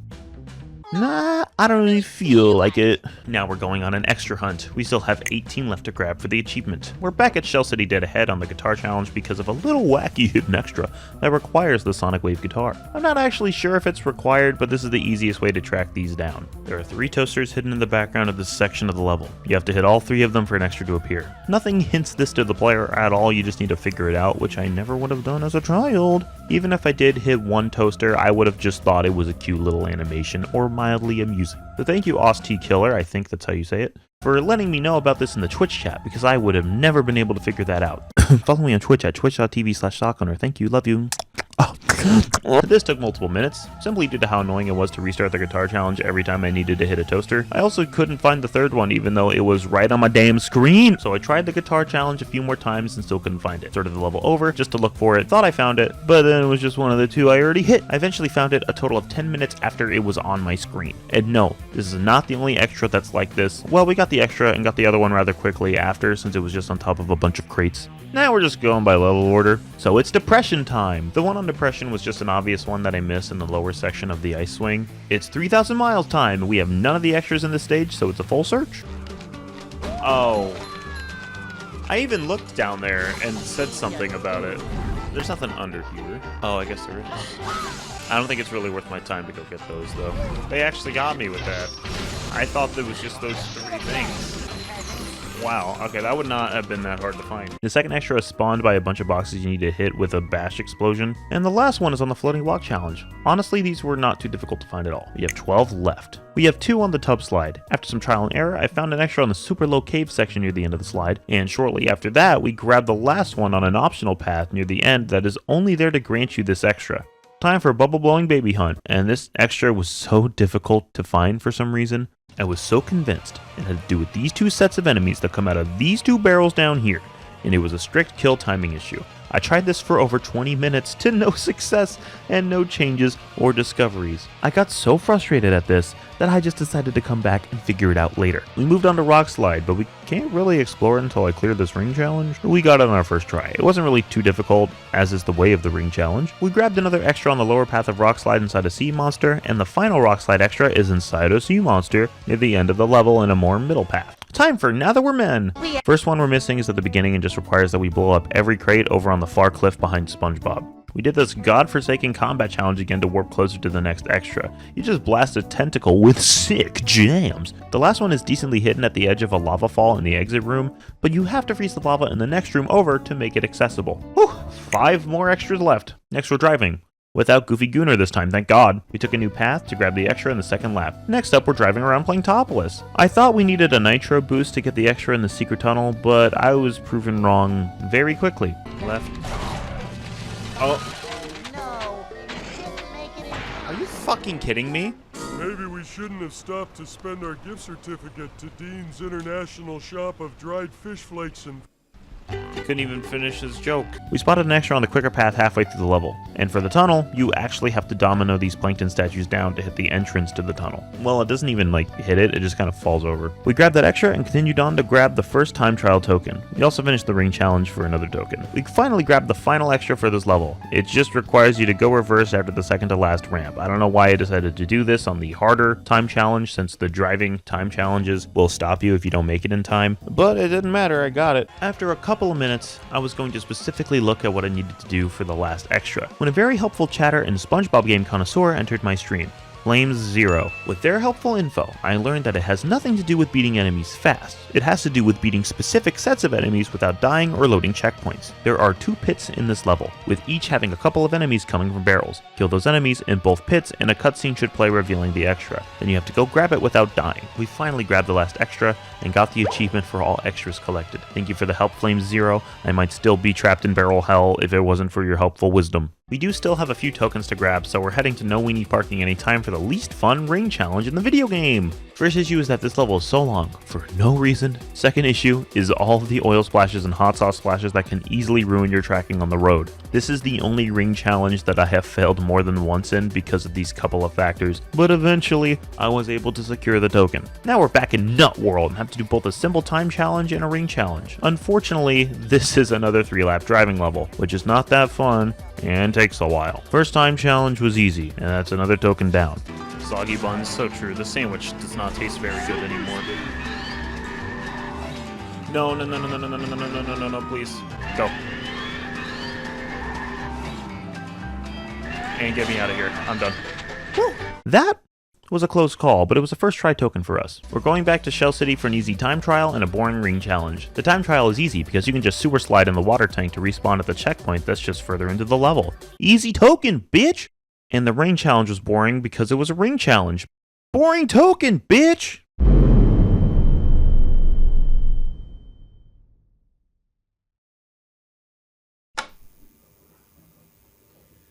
So this journey has been fun so far, yeah? A few hard challenges, you know, a few sneaky secrets in there, but overall a decently fun time. Well, I'm glad that you've enjoyed it thus far. Really, I am very glad. But what we are about to cover is probably the hardest thing I have ever done in a video game in terms of its grind. And I only fear that the more I do these retro achievements, it's gonna get worse over time. Heavy Iron Studios, the developers behind SpongeBob SquarePants Battle for Bikini Bottom and SpongeBob SquarePants the movie, the video game, have decided to test themselves when it comes to their driving and sliding levels, specifically on their times and what they could achieve. Normally this is a very cool thing for a game to add, like developer times. Can you beat the developers' times, you know? Usually a very cool feature. And I stand by that. In the last platforming level, that being Planetopolis, after the wall jump section, you can jump over to the right of the top platform in that tower, and you will be able to find Heavy Iron's own times for each and every level of the game. Sorry, each driving and sliding level of the game. For multiple achievements in this set of retro achievements, we are going to have to beat all of these developer times. But it shouldn't be too hard, right? I mean, the slides are automatic, and the driving in the paddy wagon is very simple. It can't get that much harder than just like, you know, taking a few shortcuts, knowing how to manage boosts, maybe doing a few jumps on the slides, you know. This shouldn't take me any more than like 2 hours, right? I wanted to take this time to switch back to silly funny cartoon mode because what the fuck, Heavy Iron? These 7 time trial achievements took me approximately 4 hours to get. I spent 4 hours on 7 levels. That's like the length of a normal game just spent on a fraction of it. Sure, other YouTubers have done more time consuming challenges, even in video games, but this was the first thing I've done for a video that took a good portion of time throughout the playthrough. But I didn't hate all of it. I know I just freaked out about it, but weirdly enough, I think some of these time trials actually improved my experience with these levels. So instead of just telling you which trials I did in one moment in a sequential order, I wanted to do a little ranking section for this video. We're ranking Heavy Iron's development times from easiest to hardest. I'll also talk about the time trial itself and if it made me enjoy the level more. So I guess the best way to kick this off is just by doing. So here are the rankings! Sandwich Driving 101 is the first driving level of the game and was by far the easiest time trial for me with a dev time of 2 minutes 37 seconds. The shortcuts you can take with nitros are obvious and there isn't too much variation in the way the course is laid out. Just know that the right side of the fork road is quicker and hold on to nitros until you see shortcuts or straight lines you can blast through. As long as you do that, you should be as good as a Krabby Patty, especially since you should have the driving controls down at this point in the game. That's the achievement for the time trial and the achievement for all tokens in Sandwich Driving. This was the second to last time trial I got because I was trying to do them in sequential order, and this one really is no big deal, with a time to beat of 2 minutes 29 seconds. Take a right on the first split so you're properly aligned to drive past the first broken floor panel afterwards. Do not hit the plankton statues. It only opens up a path to get an extra. The path is not faster than the oil slick because you already have to wait for the entrance to get knocked down. But on top of that, the inside is a bit lengthy and has more turns. Be confident in your steering in the oil section. It is significantly faster to go that way. Go left in the next section since water roads are always slower. Oh, I think we got it actually.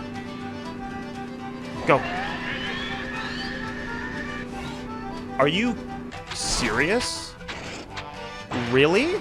You need to land it? All the way?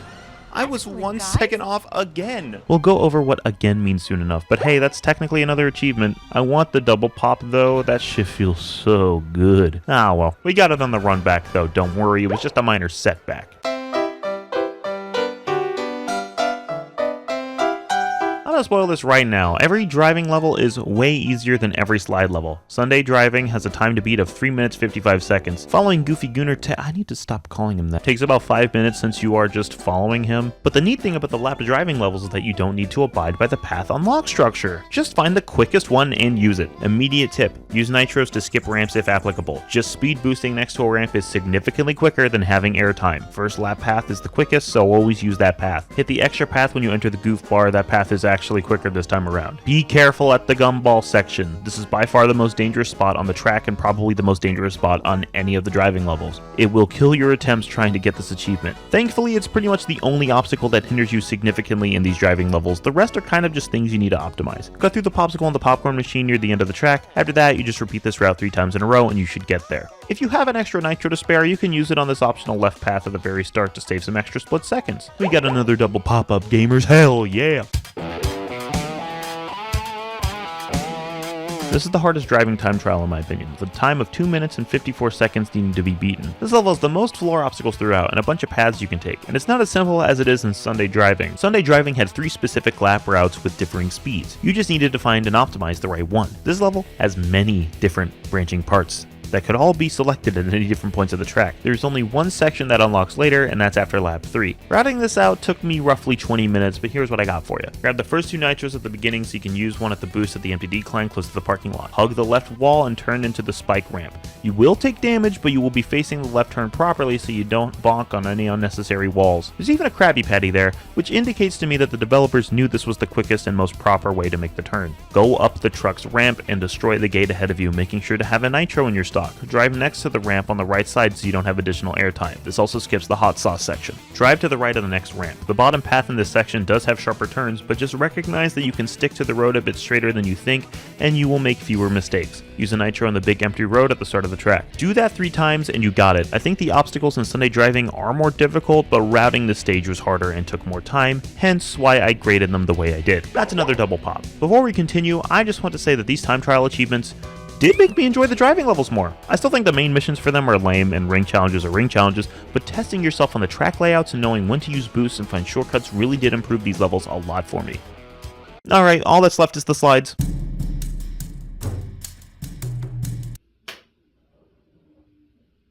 Now shit's getting fucked up! The slide levels are by far the hardest part of the time trials. The only reason Nick Nax earns this placement is because the level is so short that the time to beat is 1:23, and this only took, I don't know, 1.5 times the amount of time No Weenie Parking did, so a bit over a half hour. And yes, the next 2 take even longer. This strat is pretty much figured out too. There isn't much more to say about it than in the base level. The only difference is that you want to die by TNT instead of the aquarium tank since it has a quicker animation. Get yourself down to 1 HP so you can die by TNT later. Go down the yellow hose at the split, and then make this admittedly cool jump to the faucet. Make sure you touch the red wire before dying so it counts as a checkpoint, then you need to explode.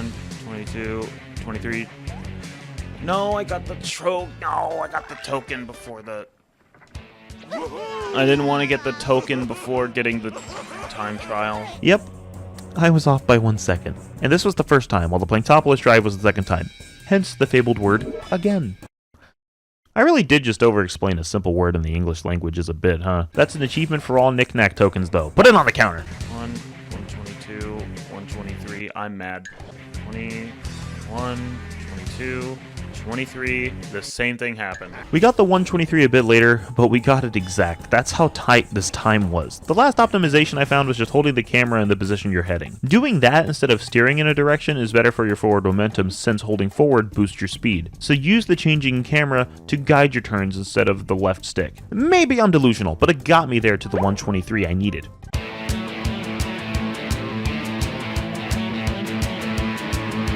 This one isn't dramatically far from the previous, but it did take around 45 minutes with a time to beat of 2 minutes 43. Tub Slide is going to be a test of will and requires you to learn some crazy speed tech to beat this time. Again, I ask, what the fuck, Heavy Iron? But I did enjoy this one. Don't get me wrong. It's bizarre that the devs knew about some of this shit since it all feels unintentional. But I'd be wrong if I said it didn't feel cool to pull off. There are 2 main things you need to accept to beat this time trial. Prepare to get tired of the slide music, since you will be playing these levels for a while to get the shortcuts down. Number 2, practice this dumbass jump. This jump is called Dumb Jump, and you need to learn it in order to beat the 2:43 time. This isn't an unfair case of the achievements being designed for speedrunners and therefore unwelcoming to most people.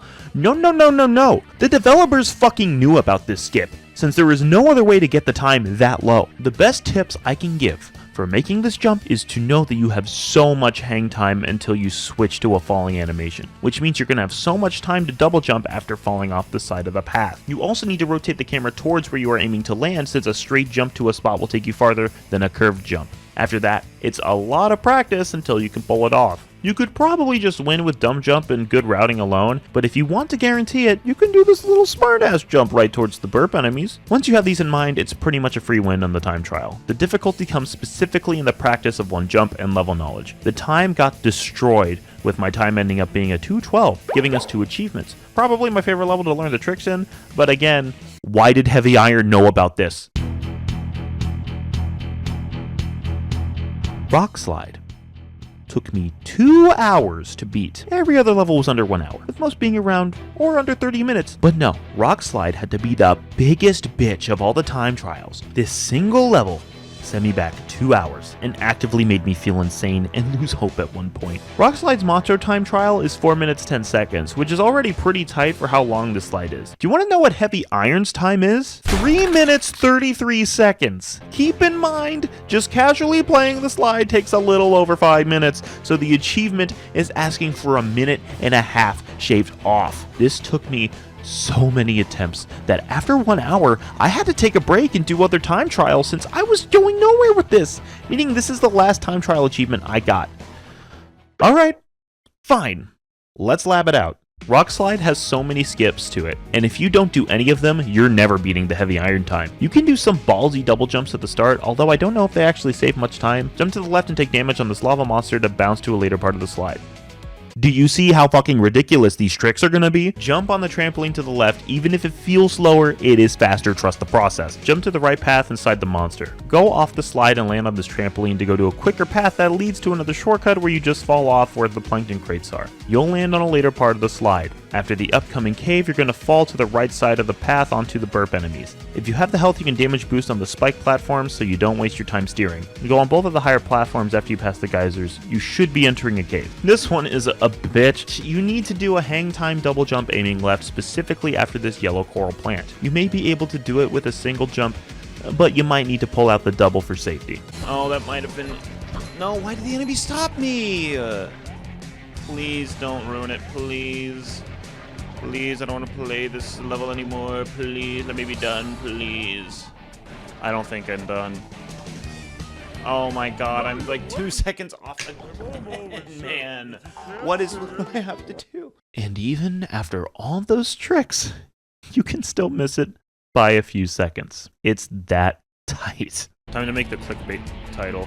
The SpongeBob SquarePants movie achievements broke me. They called me names and spit in my mouth, and I didn't like it. I swear, I didn't like it. Stop pointing at me. I'm not blushing. Even though I could tell I was losing my sanity and patience with this shit, my chat helped me distract myself by talking about the Minecraft movie, which was new at the time of me streaming this, and I did in fact watch it. I just saw the Minecraft movie. How was it? What did you think?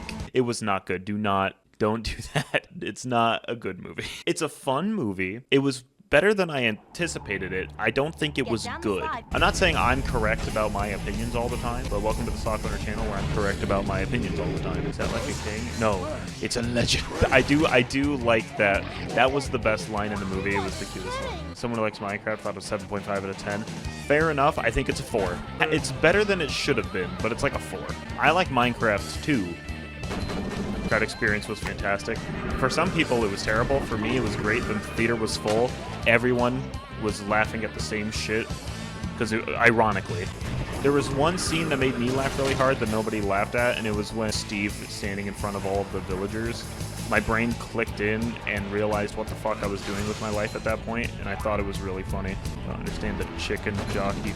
The reason why Chicken Jockey's funny is because he's saying literally everything that happens in the movie. Like, in the game, he'll literally, like, in the movie, he'll literally say what that thing is from the game. That's why it's funny, because we don't need to know it's a chicken jockey. That doesn't matter to us. Because he does the same thing with Flint and Steel. It got memes, so now it's funny. No, the meme comes from history. the trailer literally showed that the movie was nothing but Jack Black saying the thing. Make a Redstone pocket science joke. I know he brings up Redstone. That you can make wondrous things with this thing called Redstone. Like, whatever. I don't know if is there a joke about that? Again, my ass was just like noted, like just reveling in the fact that I was watching the Minecraft movie. You will like it and have a good time. I expected, the thing is, no. I mean, if you wanted a meme experience, I guess, I came in expecting a bad movie, and it was a below average movie, so I was disappointed. I wanted it to be a dumpster fire. I don't have any serious gripes with the movie. The thing is, fair, I don't either. It's just that, all things considered, it's not good. There's nothing like, I mean, there's a lot of things wrong with the movie. First off, it's a Minecraft movie. That's the first thing wrong with it. Secondly, literally, it only felt like a thing. Like, the only role that really felt like wanted to be played was Jack Black. And it had a lot of that corny kids movie humor, which is fine. I don't mind that. My gripes mainly come from the fact that it's a stupid fucking idea. Had potential. The jank animation is the bigger problem. Honestly, the jank animation is pretty funny. The CGI looked gross. It just looked gross. Like Minecraft story mode. I honestly think that might have looked weird. I just don't think they should have made a Minecraft movie. I'll be real. Minecraft story mode has one of the funniest cutscenes of all time, though. The Minecraft movie is your favorite video game movie? Hell no. God no. It's not even close. Five Nights at Freddy's was more fun than this. I think Sonic 3. I think Sonic 3 was the best one. I don't give a fuck if you don't like Sonic. That means nothing to me. It doesn't change the fact that those movies are good. The third one is just genuinely good. The only other advice I can give to beat this time is to focus on holding forward and using the camera for turns, since it does impact your speed. And we did eventually get there. Oh, please, please, please. 31, 32. We got it, we got it, we got it. That was great, Oh, Spidey. we got Here it. is your reward.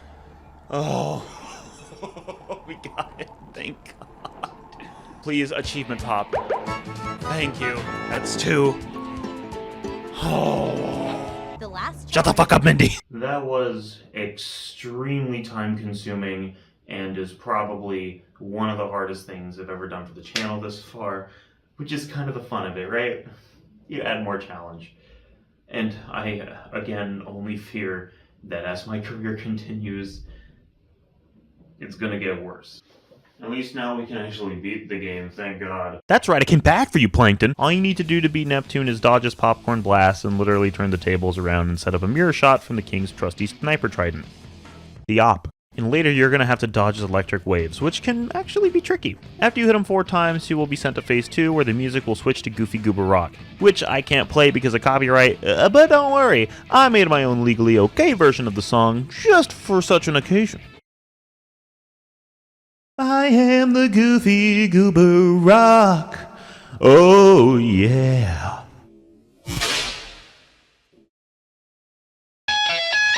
Now it's the same objective, but with enemies, an easier electrical attack to dodge, and platforming to reach the tables. Be sure to take care of the enemies before doing the last 2 hits on Neptune, since they can interrupt you. We got another achievement, and now it's time to watch just one of my favorite things in the world.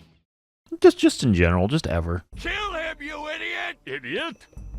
No. Idiot? Idiot. French for handsome man. Eugene Krabs. It looks like you were innocent the whole time. Well, that's why pencils have erased. That's real. And there's the achievement for the 100% bonus cutscene. Hold on to your horses, though. We still have a few more achievements to grab. First, we need to be SpongeGar, now that we're men. This is only done with the cheat code, and I saved it till the end of the 100% because I wasn't sure if it would fuck with the achievements by putting in a cheat code or not. And that's an achievement. Now we need to start a fresh file. But why do we need to do that, I hear you asking maybe? Well, we have to beat the game with no upgrades. We still get each ability, but only in their base form. And since we don't need every token for this run, we actually get to pick and choose the levels and missions we play. With the minimalist run and the time trials, do you get what I meant by this getting more interesting in the later parts of the video? First level is going to be no different than the first time we played it. Easy token there. I won't point out tokens too often since we only need these to progress the main game. Just keep in mind that 50 is the minimum requirement to finish the story. These earlier levels are mainly going to be straight dashes to the end along with choosing the tokens we want to get there for the run. We do the first combat arena challenge because it's easy and I kind of want the car wheel move. And we easily make it to the end of Depression, get the achievement, and move on. Driving and sliding levels do not matter for upgrades since none of them apply to the paddy wagon, or your sliding capabilities. We'll be skipping talking about these for the most part. We're in 3,000 miles and unlock the bash. Little did I know the base form of the bash is incredibly useful. There aren't many tokens to grab at the start, so we easily walk to the first tower and destroy it. To get to a bungee early, we utilize the bash to bash boost over the rock we're pointing at.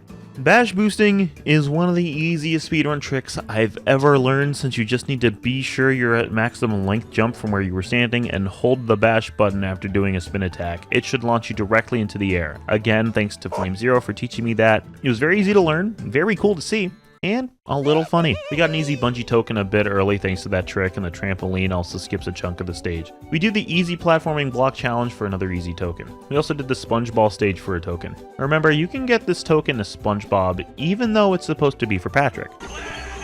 Fun fact, self-deprecating humor is only funny when you're not funny. We call that therapeutic meta-humor, or at least I do. That's another main level down, and another achievement for the minimalist run. As a gamer, I hate bathing, so I'm going to choose to not talk about this level. Now we're in the baby hunt. It's just a normal level at the start, honestly, just dash through most of the obstacles. We go down the disco route to get another token. We did the baby hunt combat challenge, which will be the last one we do for the run, since Now That We're Men has a brutally difficult combat challenge, and that isn't even the last one in the game. I will say that Patrick Cartwheel when you're bum rushing stages is very nice for enemy evasion and general speed. Another SpongeBob, another token. We start sliding to the end, beat the enemies, and get another minimalist achievement.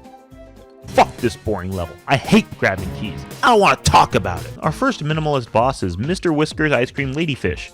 Without upgrades, this fight takes a while, but it isn't hard at all. It just takes longer. It's still a free token and a free achievement. Rock Slide? No thank you, I don't want to lose my mind again. Before we continue with Now That We're Men, we do need to go back and get some more tokens. Believe it or not, the time trials for slides and driving stages are the most confident tokens I can get, since the monster time trials are quite a bit easier than the developer times. So if it's a level that's relatively quick or fun, I can grind all the tokens in those stages. Don't be surprised if we don't talk about these challenges at all, since it's already been talked about, and this is just a gateway to more tokens at this point. I will force you to watch this dumb as fuck jump again though, because I think it's very cool. But what if we did a smart ass jump as well? Einstein jump. The Einstein jump. He would never be able to come up with this. There's a few things wrong with your statement. Einstein could never come up with SpongeBob. He could never come up with speedrunning. He could never come up with that jump. He could never come up with the idea of a movie. So, all things considered, this jump is smarter than Einstein. Alright, enough joking around. Let's get this fucking sponge ball. Nothing interesting has happened in the stage so far. We just got to the bungee and got a token. Go behind the monster and bowl him. Can you really do that? Is it that easy? Are you fucking kidding me? That's so dumb. Jump on the door? Oh. Oh, really? Oh. Oh, okay. Okay. Really? It's that easy, huh? You can do a precise jump on the trampoline. How precise are we talking? How difficult is this? Do we have to jump up over here? Oh. Oh, into the void I go. Will I die or am I stuck? I found hell. That's what I found. Look, a screensaver. Take it to the Matrix. It's pretty, though. Yeah, we have to get back there after that void blunder on my end. But hey, I did a cool bash boost. Check that out. We're nearing the end of the level, but we still need to keep up with our token count. And there's one in the distance that needs a freeze fruit, and we don't have the ability to throw things until the next stage. It wouldn't be too long of a wait to get the ability, but I really want that token now.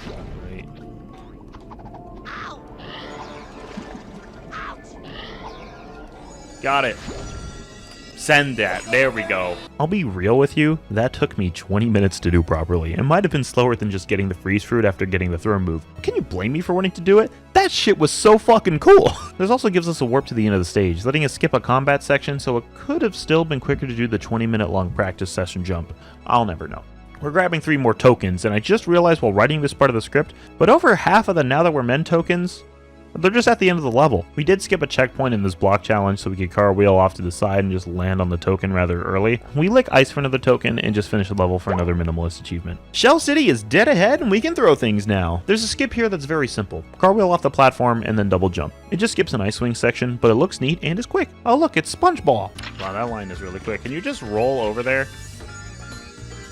You definitely can. This level is the first one to actually test my lack of abilities since I have no stun with the ground pound or reflect with the spin attack. I have to cartwheel off the side here, climb the ledge while the blue laser is being shot at Patrick so when he takes a hit he doesn't get knocked back, and then I jump forward to move on. We do the 3-meter island task for a token, and I reset my checkpoint immediately so I don't have to make the climb back up every time I die. This trick can actually skip a TV you need to throw fruit at. Just cartwheel and try to make it to the platform. If you miss the jump, you can check if you have the task for the floating block challenge on respawn. Now you can enter the floating block challenge and get the token. But now there's a door in the way that only the fuse of the TV can break open. Are you fucking kidding me? Is that how I was actually supposed to do it? Yeah, this game was made with scotch tape. Now this next part is actually quite difficult, and it makes sense that it's at the end of the stage. You need to carefully jump on the back part of the spinning fan. Jump onto the button switch, and then jump across the gap. The enemies in that section can be a problem, and touching the front of the fan will cause you to slip off. How the fuck? No, how am I to do that? No, you can't make that. No, come on, hit it. Why did it last that long? I'm doing that one first. Fuck that one. Alright. Come on, let me out. Why does his laser last so long? This thing sucks. I hate this enemy. Alright, well, we just lost it. Damn, I don't like this part. Okay, when does it not hit me then? I don't get the range. I don't get it. Just kill me. I don't like these enemies. Worst enemies in the game, not fun to fight. Okay, when do I not die from that? What the hell, man? I don't like this enemy at all. This enemy sucks. Alright, just kill myself. Oh my god, he zapped me on my way back. No, come on, hit it. We hit it. It's fine, right? It's fine. That counts. Oh, why does that not count? Because the cutscene didn't play? Because the goddamn cutscene didn't play? Are you serious? I hate this. This one's not fun. This one's not fun at all. And now this part genuinely sucks. This took me over 10 minutes to figure out and was honestly just making me mad. I was so mad. Jump to the left platform and take the first hit of the laser. You're gonna get hurt no matter what you do in this section. After taking the hit, spam spin attacks on the laser's nozzle under the bucket ship until the enemy dies. Then hit the button next to the enemy spawner, destroy the spawner, and retreat back to the middle platform. Cartwheel down to the slightly lower ledge that you start at and grab the Krabby Patty to heal. Jump on the pile of debris and do a cartwheel double jump off the ledge to grab the platform. Tank a laser blast and do the same spinning attack spam on this enemy. Press the button, destroy the spawner, and leave towards the cans that he spawned.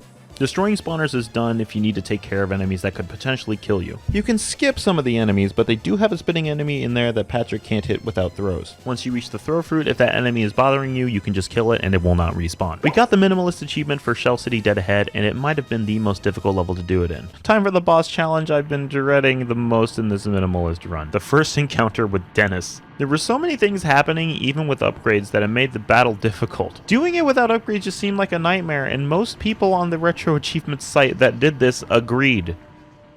This only took me 3 tries. All I did was play patiently, use the cartwheel to dodge, reset to the middle of the throw fruit when necessary, keep the dog enemies away from each other to take them out one by one, and play edge as well. I don't really have much to say about it. If you stay patient and recognize projectile and enemy patterns, you'll be rewarded with an achievement in no time. Fuck off, Goofy Goober. Yeah, Shell City, get the crown, save the town, and Mr. Krabs. All that's fine and dandy. Dennis strikes back already. Well, this was easy last time, and I already know the fast strats, so let's get this bag. Wait, this is still easy. I'll reset, that's fine. This is still really easy, what? Okay, now they start throwing them over there. Okay, I'll hit him. Ooh. Yeah, this is still super easy. As I fucking miss. Please hit him. Fuck, stop moving. Are you kidding me, man? I had him. I just missed every single shot that mattered. This feels worse because I'm just tilted. Dude, man. This is not hard, man. I'm just tilted. Just stay down here and get your bubble bowls correct. It's not hard. I don't know why I'm messing it up. Just kill him. Come on. Awesome, man. Fuck. It's not hard. It's not hard at all. I don't know why I'm fucking it up consistently at the final hit. Just hit him. It's simple. Just don't fucking miss. Just don't miss. Just don't miss. Just don't miss. I'm so pissed off. If this is the worst thing that's happening to me on my day, you know what? I gotta say I'm having a pretty good goddamn day. But this is so fucking annoying. It's not fucking hard.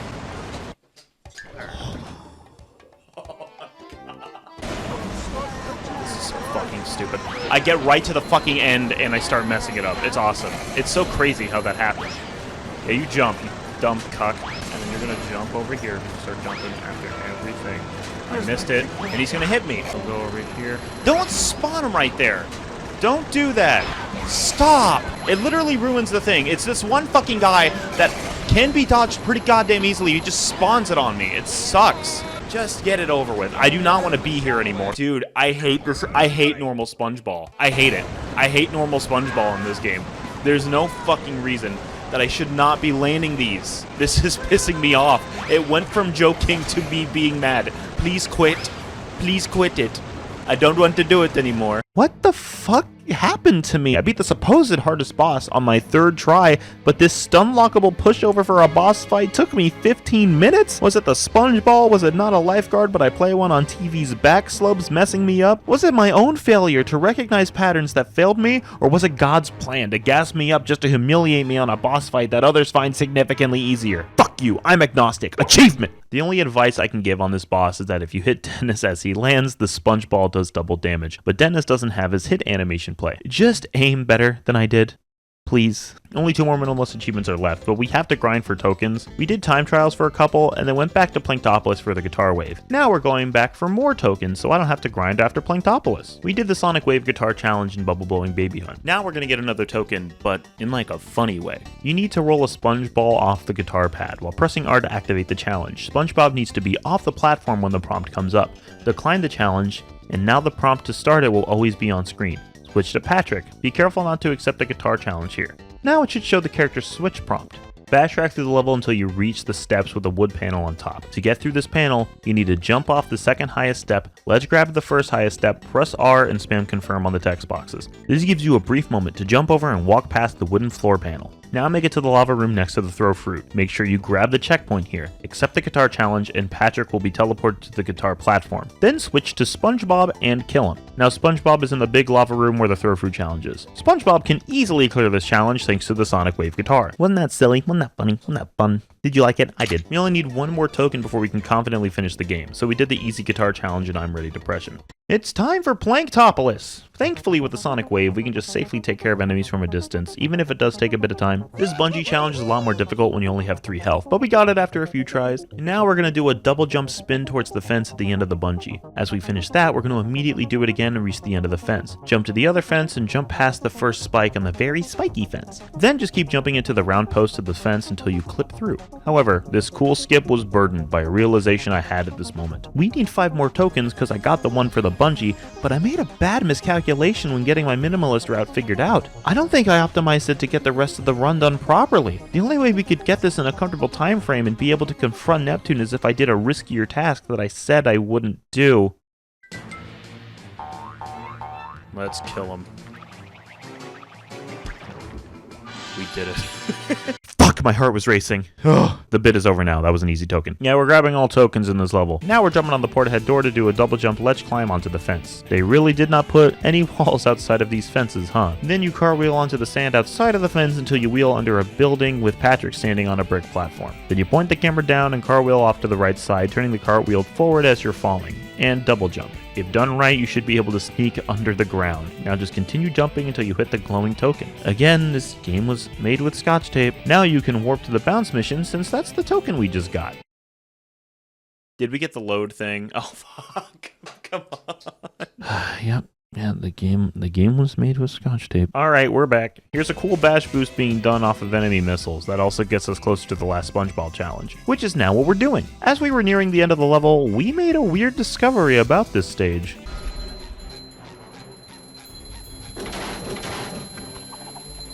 Okay. Did you guys see the achievement pop up? Yeah. So Flame Zero enlightened us in Twitch chat that the reason the achievement popped up is probably because the cutscene that plays after the final tower fight takes place on that platform before falling down. So because I jumped back towards it since I thought I'd messed up a trick or something, this was all reactionary, it counted as me beating the level minimalist. And that is very funny to me. It doesn't matter that much since I have to beat the level regardless to continue, but it was definitely interesting. Anyway, we did a bash boost to go underneath the center platform and die. and it respawns us right at the end of the platforming challenge. Now we jump out of the conveyor belts during this tower fight, minimizing the damage we take and maximizing the time we save. Now we're driving to the Krusty Krab 2 to face King Neptune. King Neptune is not much different than the last time, honestly. He just takes 9 hits in total instead of 6. I did remember that you can just jump on this plank in the back to dodge every electric wave during the second half of the first phase. You can easily take care of the spitting enemies in phase 2 with some sick and tight jumps and bashes. Once you learn how to do those bashes, which aren't difficult at all, you should be able to easily beat Neptune, even if it might take a little bit. And that's the end of the minimalist run, with the final achievement grabbed and mastery status earned for the SpongeBob SquarePants movie video game. Let's celebrate by watching my favorite cutscene. This cutscene's hilarious. No, Idiot. No. Idiot. French for handsome man. Whole time. Oh well, and now to thank the who recovered my crown. Funny, dude. It's so funny. So that's it. We achieved mastery in SpongeBob SquarePants the movie. I just wanted to take this time to say thank you so much to everyone that watched my first Retro Achievements video and is watching this one. I just did that on a whim because I didn't think a video about Retro Achievements for Battle for Bikini Bottom would be that interesting, considering that Rehydrated has a platinum trophy. But you all seem to love it, and I really appreciate it. I wanted to try to make this video a little more grand than the last one, and a bit more entertaining with new ideas for gags, new ideas for bits, different framing for shots, kind of like being a little more playful with how I interact with the achievements. And hopefully I can continue doing that for you guys with videos like this one. The Retro Achievements bug has bitten me, and I'm genuinely excited to keep making these retro achievement videos for all of you. Even if it never becomes a career for me, and it just stays as a little side project that happens in between me working and me doing other stuff. I already know a game I'm doing retro achievements for next, and I hope all of you, or some of you, are excited to see it, even if it's not a SpongeBob game. Thank you so much for watching my video. I hope you got as much entertainment out of it as I had in the process of making it, and I'll see you when you come back. Even if it's later on in the future, or as soon as the next upload comes up. Just see you whenever you come back. I really do appreciate it. Thank you so much. Bye. We will be streaming...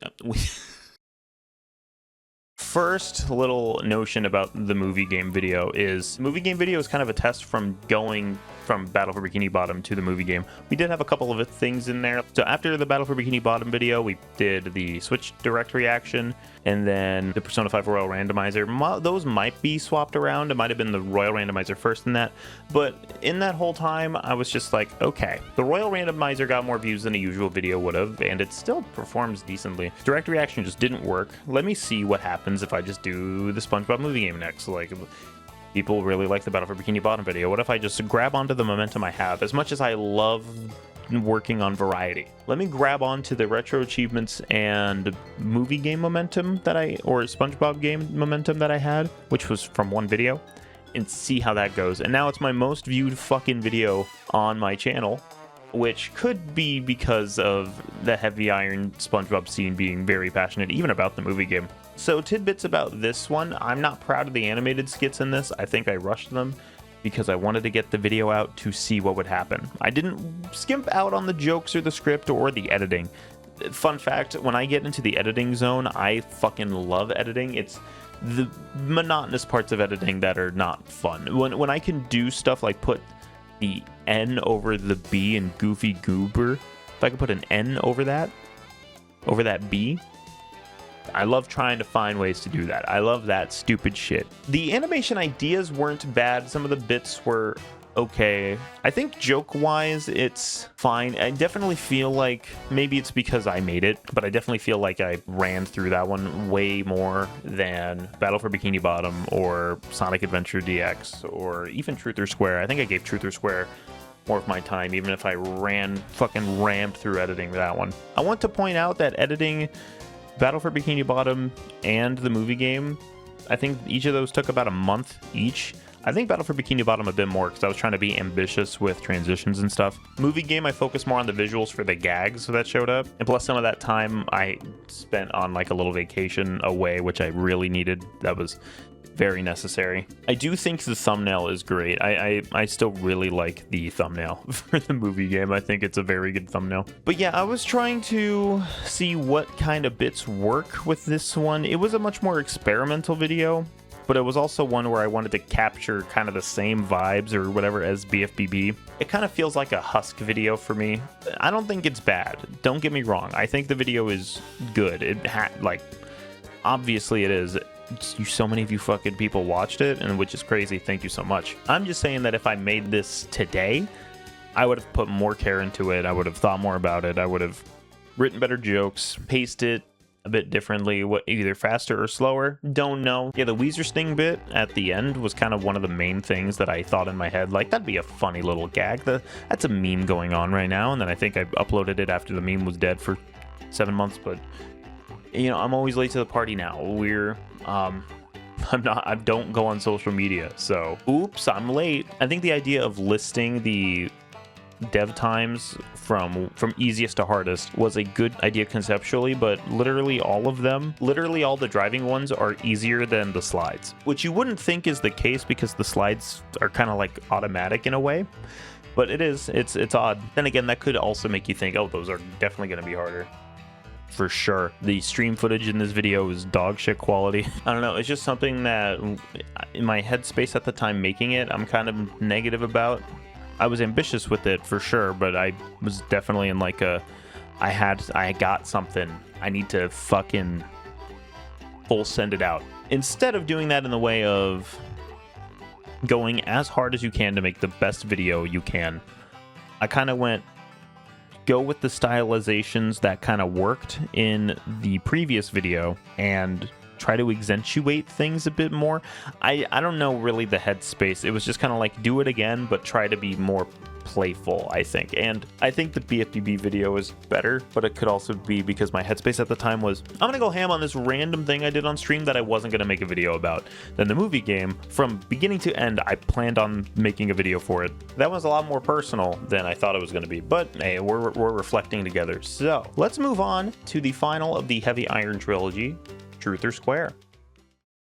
Heavy Iron Studios has a pretty interesting track record, but I think most people know them from their licensed games, specifically from SpongeBob. They did do other licensed games like The Incredibles and Scooby-Doo Night of 100 Frights, but SpongeBob's really where they get their name tossed around the most. But that's only really with Battle for Bikini Bottom and the movie game. What about their forsaken third game that they made? Truth or Square is the last Heavy Iron developed SpongeBob game, and it's one that people don't tend to talk about as much as BFBB or the movie game. Could it be because SpongeBob has had multiple tie-in games at this point, all of different quality? It could be because BFBB is such a specific thing, not specifically tied in with other stuff like the movie or a special. It was kind of just its own thing, a great 3D platformer based on an existing property. It could be the oversaturation of SpongeBob games or overall Nickelodeon games. Like there were a ton of Nickelodeon games at this point. It could be every single one of those reasons combined together, especially considering that when in development, this was not tied to a special. The game was originally called Happiness Squared and was going to focus on SpongeBob's memories of the happiest times he's had throughout the show. There were apparently like a good amount of differences between what was shown and what we got as the end product, and I definitely think it has to do with Nickelodeon telling Heavy Iron to tie it in with Truth or Square rather than keeping it its own separate thing. So, was this game just fated to be a footnote in SpongeBob's video game catalog, or is there some more to talk about with this one? Apparently, I'm answering that question immediately because it was one of the first Wii games that the RetroAchievements website decided should be a launch game. It's like game number 6. Apparently, there's some excitement around this one. What a long-winded way to start a 100% completion video, but hey, we're here. We got it all set up. I've been around the block. Let's complete and get every achievement in SpongeBob SquarePants Truth or Square. It's called SpongeBob's Truth or Square, actually. So the game starts off with SpongeBob in his house celebrating the Krusty Krab's 77th anniversary when Mr. Krabs tells him to keep track of the formula and not to lose it. This Mr. Krabs voice is only slightly better than the Battle for Bikini Bottom one, but is not even close to the movie game. The movie game wins. The best Mr. Krabs voice, because it's just actually Mr. Krabs. It's a very specific category of like an award to win is the Mr. Krabs voice award, but like whatever. I'm not going to be directly comparing the 3 Heavy Iron titles because that's not the fucking point of this video, so that's the only time you're going to see the point scoreboard. Thank you, editing SockOwner, for the pointless effort. Anyway, absolutely no time goes by and SpongeBob loses where he put the formula, so Plankton comes in to help SpongeBob remember where it is. I mean, for how stupidly simple this plot is, it's better than the TV special, at least. No. Strap sleeping SpongeBob into chair. Check. He's writing the steps as he's saying them. You didn't have this planned out before? Anywho, what's it to ya? Sick reference me. Thanks me, I'll kiss you later. We're going through our happy Spob memories to remember where the formula is, starting with a basic memory of jellyfishing with Patrick. Into the first level, and you can already tell the development struggles of this game out the gate. This game reuses music from the previous Heavy Iron games, and some music from the show. Along with that, the overall gameplay and level design is greatly simplified, which is not a bad thing overall. It's just a result of the changes this game went through, along with having to rework something into a somewhat different project. So this is what SpongeBob will look like in the year 2013. SpongeBob and Unreal Engine 5. DLSS 5 SpongeBob. By the way, if you see SpongeBob randomly walking slowly during gameplay, that's because my controller's dead zone was off. I did not fix this until way later. I should have figured that out immediately. This game is incredibly simple, and honestly, I was fine with it. I'm already juggling so many things in my own time that something simple like this is a damn blessing. The basic structure of these levels for the most part is to beat the enemies in the area, unlock the way forward. I shit you not, that's about all that's happening here. Like, I'm not even being hyperbolic about it either. That's literally it. I don't know about you guys, but I don't remember this happening on SpongeBob and Patrick's jellyfishing escapades. We do get our first collectible of the game, which is a hidden sleeping Patrick. Every level has one of these off to the side. Most of them aren't too difficult to find. Every collectible does get tracked in this game outside of coins and lives. Please, the fucking sponge in place. That's amazing. By the way, this game has abhorrent item grab distance. I'm practically bouncing on this 1-up Dio, and it's still not giving it to me. This will be relevant later. I'm kind of doing like a Chekhov's gun thing, but bad since I'm over-explaining it for a meta joke. Ooh, look at that, a 4th wall break, and somebody stop me. Oh, you can't. Oh, fuck yeah. Muscle Bob time. This power-up just makes the sponge absurdly strong and also allows him to break stone tikis. But you lose it when you get hit. Whenever you pick this thing up, try to keep it on SpongeBob. It makes life so much easier. Another collectible type in this game are the Mermaid Man and Barnacle Boy Happy Meal boxes, which give you concept art. There are 3 of these in the stage, and usually one of them is locked behind a challenge. The other 2 are just out in the areas. Jellyfish Fields had a really easy one to find here in this cave room. By the way, these levels have side challenges, like I mentioned before. Oh, good writing, you didn't do out of order. However, you're not able to do them until you've beaten the stage at least one time, so big natural 100% completion, that just ain't gonna happen on the first runs of the stage. In the middle of Spongehenge, we collect a friend power-up. This acts the same as invincibility, but with a more specific gimmick, like Patrick slamming the sponge mallet down. I would argue that this is probably the best of the friend power-ups in this game. We'll cover more of them as they unlock. We grabbed the end collectible of Jellyfish Fields, which was the meme, oh my god, look guys, it's funny, and we got our first achievement of the set. Running back through Jello ship meals, that's a stupid callback by the way, we start completing some of the challenges. Challenge is usually an incorrect word for these by the way. Most of these are supremely easy, and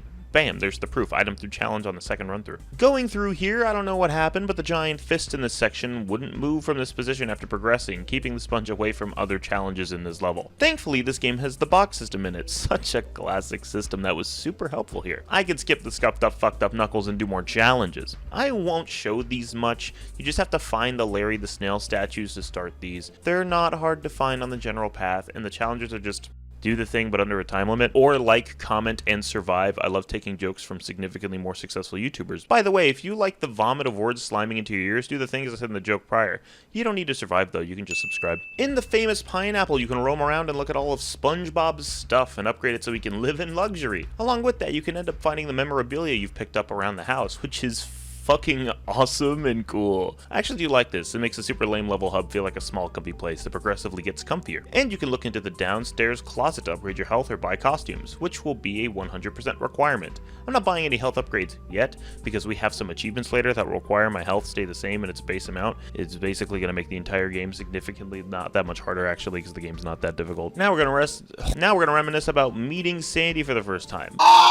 I like the idea of playing these highlights of the show's golden age. It's a fun concept for a game like this. It's just unfortunate that I don't think this game quite nails that feel. A lot of stages look similar to each other, and you'll see that as we move forward. We do get the spin attack here, which is probably the most useful thing in the game. Levels with Sandy usually have her going throughout the stage and scenes with you. This is basically an overly long scene of what is just Sandy fighting a clam, like from the episode where SpongeBob meets Sandy as she's fighting a clam. And we're listening to Kelp Forest. Man, it's still so weird just to see this game reuse music from the well-established platformers from the previous generation. It doesn't not fit since it's SpongeBob music, but it still feels a bit off and weird. Okay, I know we just started this journey, but I'm having a tough time talking about this game, and it's because what I said earlier reigns true about every single level in the game. This is beat enemies and move forward, the game. More things are going to happen, and there are hidden collectibles to show off, but not enough to cover these levels in massive detail. I guess we have to spin these spin dials to unlock things, but if you played any game with a spin move, this is usually a concept that shows up. Sonic 3. You can slide on jellyfish jelly with your tongue. There we go. There's a part of the general rundown level. That'll be $100. Oh, shit. Cool. There's a Mermaid Man and Barnacle Boy meal just at the top of this section. Really easy to grab. We got introduced to this big hammer guy. He can be annoying, but like only if you're bad at the game. Unlike me, I'm the fucking bestest SpongeBob gamer ever, which isn't a super exciting title to hold, but it's better than most other things I've done. I'll give the game something here. This part is pretty satisfying. Boom, boom, boom, boom. We destroy all of these enemy spawners and move forward. Check this out. I missed a fucking Happy Meal. You can see it right there. I'm a fool. Thankfully, I went back and grabbed it. This is very good dialogue. Thanks, writing SockOwner. You're welcome. I'm also the one that am speaking right now. It's claim to fame that I take two to...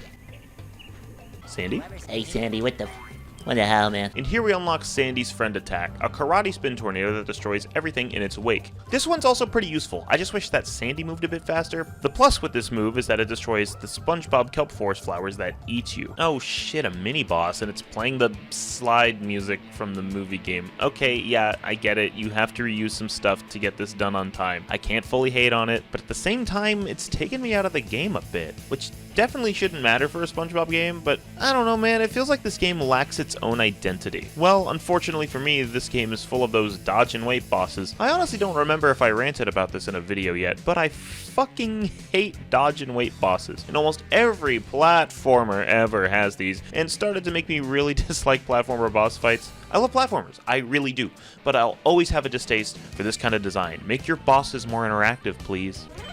Oh, okay. It's a dodge and wait boss. You guys know I love dodge and wait bosses. Well, we beat the Slammer Spinny robot and gain another happy object, with this one being a glass teapot. And that's another achievement for unlocking SpongeBob's kitchen. Oh, and another one for beating level the... He ate the core. He's eating more. Stop. Patrick's eating my infinite supply of apples. He's gonna... What? Yeah, we're going to need to interact with all the interactables in SpongeBob's house for an achievement later, and that's probably the most vile animation out of all of them. We'll also have to upgrade all of SpongeBob's furniture. Now we enter our first boss fight, with SpongeBob remembering the fake fight that he and Patrick got into to enter the Salty Spittoon. In my opinion, not really a happy memory, since literally nothing good happened to SpongeBob in that episode. Anyway, SpongeBob calls him Tubby again, and now Patrick is a giant robot, and we have a challenge to beat Patrick without the Muscle Bob upgrade and without taking damage. This honestly turns the boss into more of a dodge and wait boss than it usually would have been, since Muscle Bob can do something to Patrick's belt. I don't know what it is since I didn't grab the power up. Overall, this challenge isn't too bad, but I wish I discovered my dead zone issue earlier, because that killed multiple attempts at this fight. Also, anytime you quit and re-enter the level, you have to rewatch this cutscene. I just ended up speeding through it after enough attempts. After a good 30 minutes, we eventually got the achievement for no buff damageless Patrick Star Robot Guy, and another for just beating the boss. The only tip I have is to really watch your distance with him and dodge the correct way. Believe it or not, hammer slam down, go on the opposite arm side. You have more wiggle room. Wiggle room, wiggle room. Okay, there's that. No, not again. Now we're telling Mr. Krabs that we forgot where we put the formula and that we're trying to regain happy memories to find out where it is. So Mr. Krabs reminds SpongeBob about the time he got hired. And this level is going to unlock 2 abilities for use. First is the cannon shot, a very specific ability that's only going to be useful for puzzles. Quote unquote, I used my fingers. You can't see it. It's not a camera shot. I should have made this a camera shot. Because these are barely puzzles, you kind of just hit buttons with the cannon shot to progress. It also has limited ammo. I don't know why this level reuses uses the Jellyfish Fields theming. I guess it works as a general level look, but this isn't what the theme of the memory is. It's themed on the Krusty Krab. So it's weird to me. I'm not trying to come off as a complaint-filled cock, but the level theming not being accurate does mess with my brain, because I think if this was just in a general Bikini Bottom level, that could have worked better. What is this referencing? I don't remember this episode. Not much goes on in this stage, so I want to talk about this fucking guy. Bro has to have the worst job in the world. What do you mean there's an occupation for specifically swimming buses above goo on rafts? That's gotta be straining something on him. I at least hope it pays well, but knowing the job market, it probably doesn't. Okay, to give proper commentary on the level, it's probably the worst one so far. I can't say that I'm super convinced because they're all honestly very similar. The only negatives this stage have is that the bus moving platforms are annoying to stand on and dodge, and the puzzles are not really that fun. Feels like a bit of a waste of time. Well, at least now we're about to grab our second new ability of the level, which is the ability to soak up water and spit it back out. It's only used for Mrs. Puff Tiki, sponge platforms, and water wheels. It's a very poorly hidden Happy Meal, and then we got the final friend transformation, Squidward. Squidward has the worst transformation. It's a triple spread projectile shot, and that may sound good, but the shots are too spread out. Enemies can deflect it later on, and if you're up close to robots, sometimes that shit just straight up passes through. It's still useful, better than nothing, but I'll definitely take the other two any day over Squidward. This is probably my favorite bit in level, just a long-timed platforming bridge. It's simple, but it's a bit fun. We got our next memory object, that of which being a golden spatula. We did it, we got one, and that's achievement. That's a good one. I like that one. That's funny. Now Squidward is reminding us about how SpongeBob felt on his first Christmas. And this level takes place in a giant fucking freezer. And not only that, it plays the Goo Lagoon music from Bfbb? What the hell? That doesn't fit at all. I've had to go through this level multiple times for this mastery. Spoiler, we're replaying levels. And every time I started it up, this song gave me whiplash. It just doesn't work here. I don't get that. This one I don't get the most. Currently in a frozen setting, the music is a hot beach setting. I know, this does not fit. What the hell?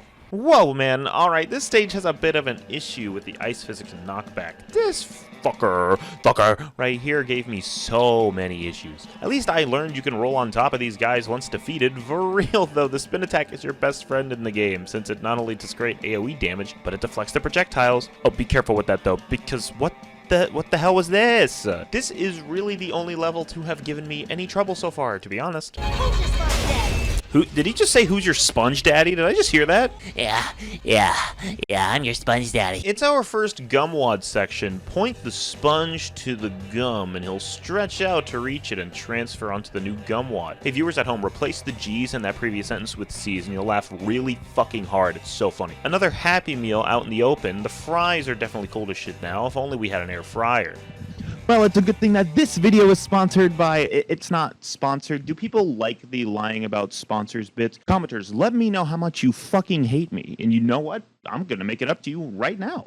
I have no body. Ooh, I may have a head, but I won't be able to get head now. So I guess I could be the one giving head for once. We also found the Sleeping Patrick in this level. I like the idea of this section, being able to skip an enemy encounter if you can actually pass these lasers undetected. I'm not good enough to do that though, so we're smacking robo bitches. By the way, side note, way to buy death note, these SpongeBob coins are called happiness nuggets. I just called them coins throughout the playthrough, because fuck this game. Anyway, time for another big ass robot boss. This boss can actually be beaten very quickly. All you have to do is run up to it, dodge its hammer slams, hit its mouth a few times. He'll do this hammer clap thing, but you legit just need to move backward and not get slammed by it. And we grab the clarinet that SpongeBob carved for Squidward. Wow, it's actually a very happy memory. Oh, by the by, I've just been interacting with objects and furniture as I go. I'll give further insight to these achievements later once I get closer to finishing them. Just know that you can do these whenever you get them. It's Mermaid Man and Barnacle Boy time, baby, and this stage takes place in the Mermalair. At least these last couple levels have had pretty different themes than the other ones. It's at this point where I notice how much of this game is just big room, hallway, big room, hallway. That's the level design. I know I said it already, but geez, man, it really hits here right, like,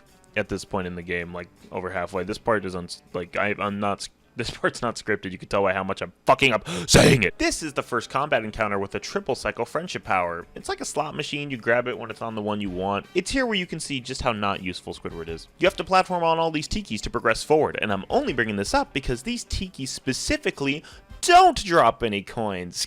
God damn it, dude. Let players get dopamine from the platforming section, please.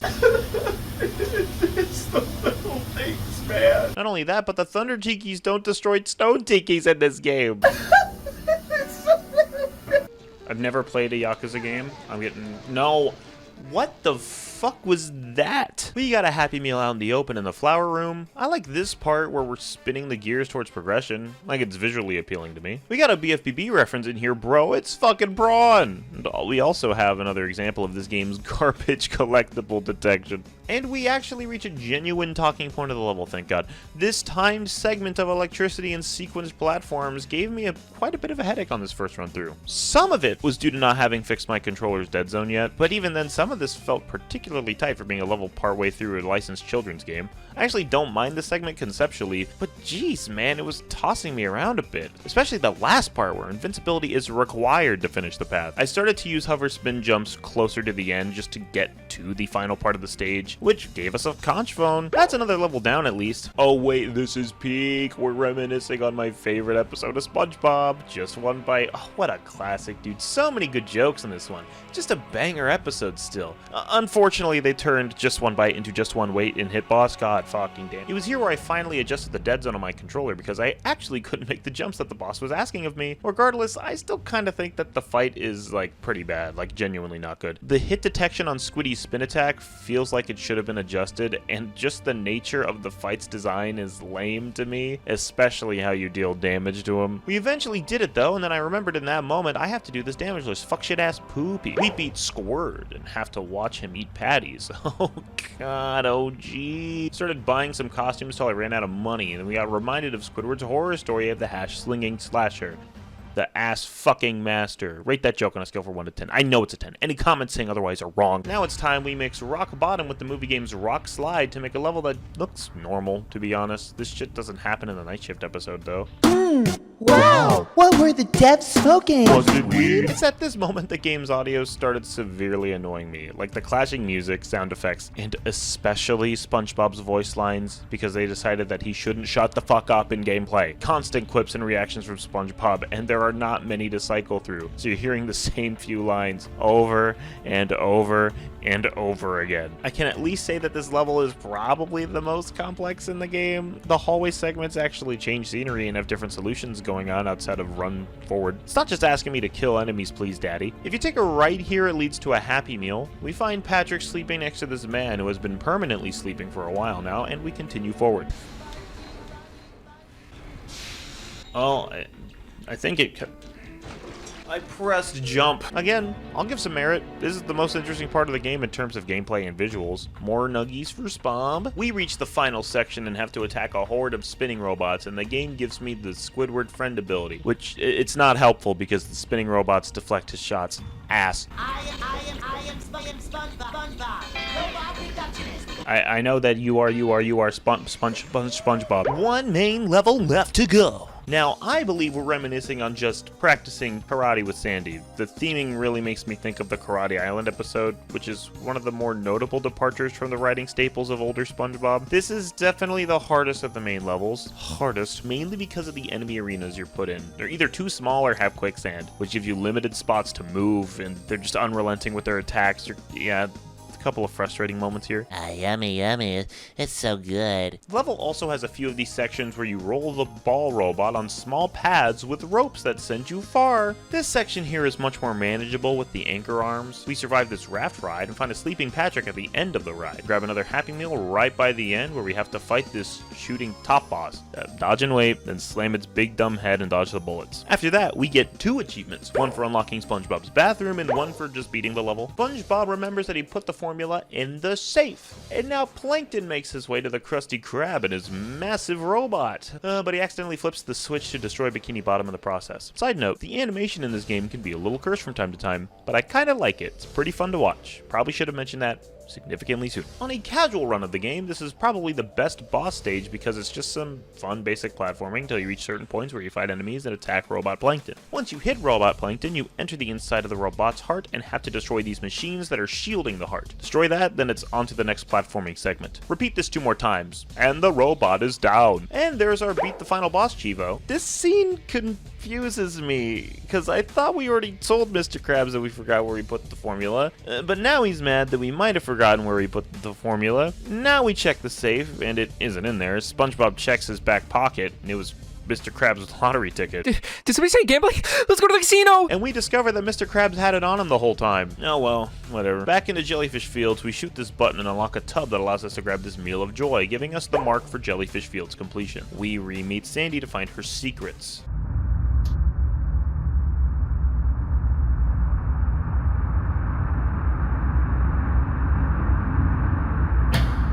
Where are they? Do this Larry challenge for a collectible. Survive and get another meal here.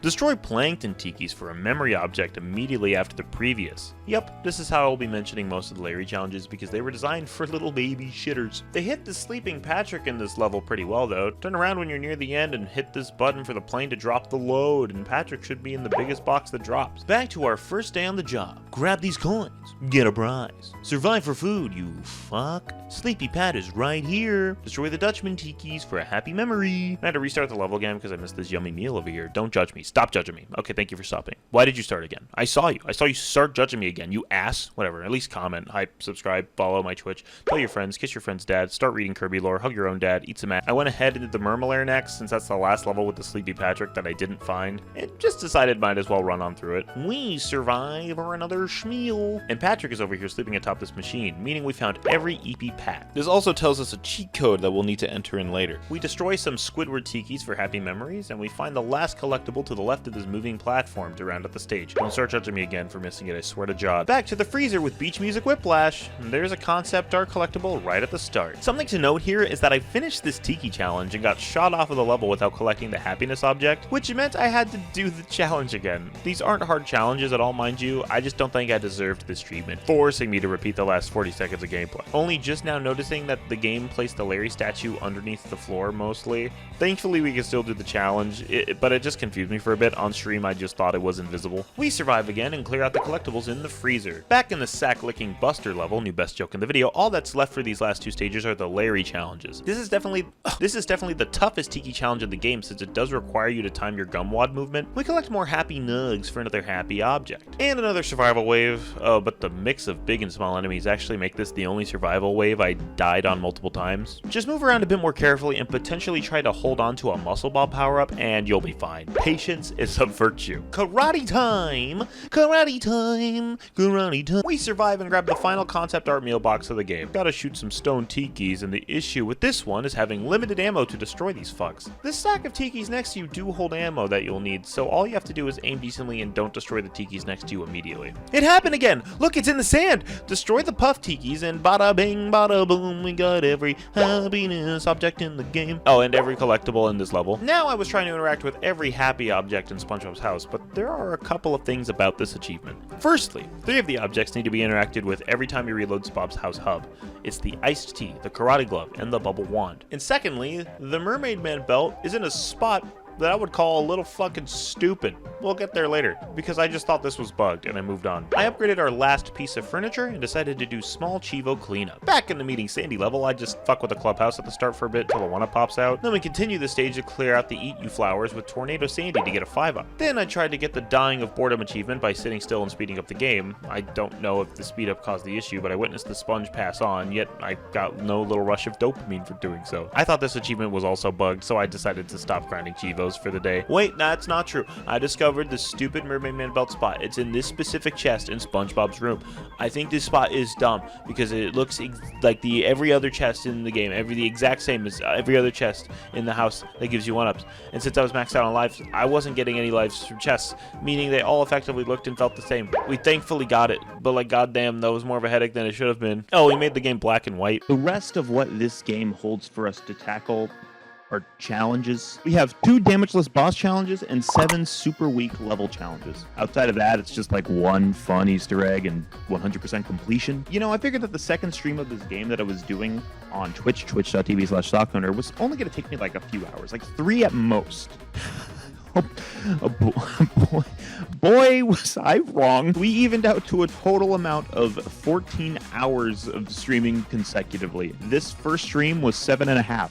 I played for almost 7 more goddamn hours. And this isn't normal for me. I got back from work to do this. I have a job. This isn't what I do full time. You see the setup? You get out of the green screen for the show the audience. This is what I have to do, all right? This is the most budget fucking option I could do, and it's gonna work, goddammit. Again, 14 hours may not sound like a lot because YouTubers and streamers do that all the time, but again, it's not normal for me. This is not my main job. Sleep is like really important for me, but apparently not important enough. No, I gotta complete the fucking SpongeBob game. The third one, oh, the derivative fucking SpongeBob game. Hallway, enemy. Whatever, man. Yeah, I don't got my priorities straight at all. I'd rather play a game about a fucking yellow sponge that won't shut the fuck up during gameplay. I'm getting ahead of myself. I'm sorry. Let's get started. Starting off, I did get an achievement off screen just to make sure I could, and it was the dying of boredom achievement. You watch the sponge die. I don't need to show you any fancy shit for that. Now onto the Robo Squidward Damageless achievement. This fight took me a whole hour to beat Damageless, and it's for a few reasons. Level hazards are a bit annoying, and since the achievement requires I do it without the buff power-up, that's pretty much another hazard to add to the list, though they aren't that hard to ignore. Squid's blocking patterns are a bit tricky as you go into the new phases, and some robots may hit you after you complete a phase because they're just fucking waiting by the gum wad. Why? And the single most annoying part for me, the loading screen. These challenges get severely annoying because whenever you fail, you have to quit out of the level and come back in, meaning you go back into the pineapple, then go back into the level menu, and then select the level again, and then load back in. These loading screens are long too, so imagine double that for every failed attempt. I did start using speed up to skip these, but even then they felt so damn long. Then you combine those with some of the other issues I had in that fight, and you get a concoction that I would straight up say,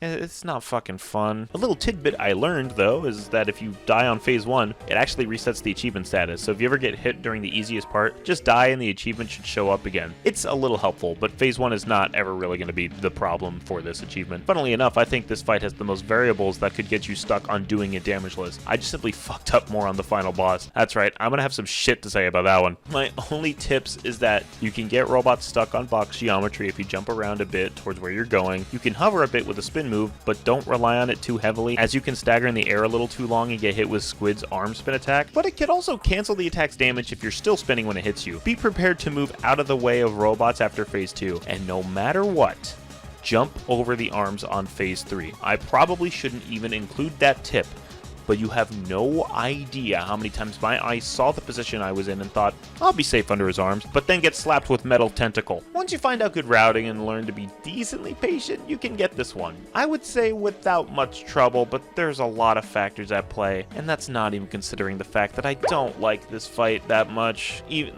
like, I just actually don't like it at all. Now, Damageless Robot Chum Bucket Plankton. This one feels like I should have been able to do it in at most an hour. I tried for a little over an hour, and okay, I didn't see him reflect it, but he did. What do you mean that fucking counts? What? Alright, we're on this. This is phase 2. No, I don't want to replay the level. I don't want to. I hate this boss. Oh, yeah, stuff like that. I don't know if that actually hurts you, but there was no fucking thing to indicate that water was going to shoot out. In this part, it was this part. I remembered. Dude, that's too fucking fast, too, by the way. I guess it's too fast as well. I'm so impatient, dude. Go. What the fuck? What the fuck? Go. That is the first time that happened. That one was on me. I went for a different move. I should have done the spin, but I went for a different move. Yeah, this was gonna be worse than I thought, but I firmly do still believe that this shouldn't have been that taxing. It's all small fry enemies that are put in smaller waves or capable situations, yet I couldn't get a handle on the fight. Spoiler for the last bit of runtime here, but this ended up being one of the last achievements I got. I just didn't feel like brute forcing another boss immediately after doing one. So I thought I'd throw in attempts in between the last challenges we have to do. Sound cool? Cool. Awesome. Epic. What are those challenges, though, you may be asking? Well, if you put in the code 4335 in the cheats menu, you unlock Super Weak Mode. Oh shit, that doesn't sound good. We have to beat every level on Super Weak Mode without dying and with no health upgrades, which just means that we take double damage. This, for the most part, isn't difficult. Another stipulation with these achievements is that we are not allowed to use the teleport boxes, since there wouldn't be a challenge if I was allowed to use those. I'm only even talking about this so people don't try to comment saying just use the teleport boxes. Bringing attention to it only means that it'll happen more. W engagement bait, you fell for it. First up is Jellyfish Fields, and all I have to say is that this is not much different from a regular playthrough. honestly, as the enemies aren't tough and the platforming challenges aren't difficult. Also, Bob is allowed for these achievements, so just try your best to keep him active as much as possible in any level run. Literally makes these significantly more doable. I beat Jellyfish Field's first try. This one is a cakewalk. Up next is meeting Sandy. It's really hard to talk about these levels because these challenges don't really get difficult until you get to the end areas. The spin attack really does just stun lock most of the small fry, and if you position decently against the bigger robots, you'll do fine here. Plus, most levels have a fair amount of health pickups, so you should be good to go. You could also keep in mind that having 3 pairs of underwear in super weak mode is the same as having 4. It's technically the same for having 1 as well with 1 and 2, but that's rarely going to show up on these runs because you need to have picked up a health pickup after getting hurt and then just get hurt again.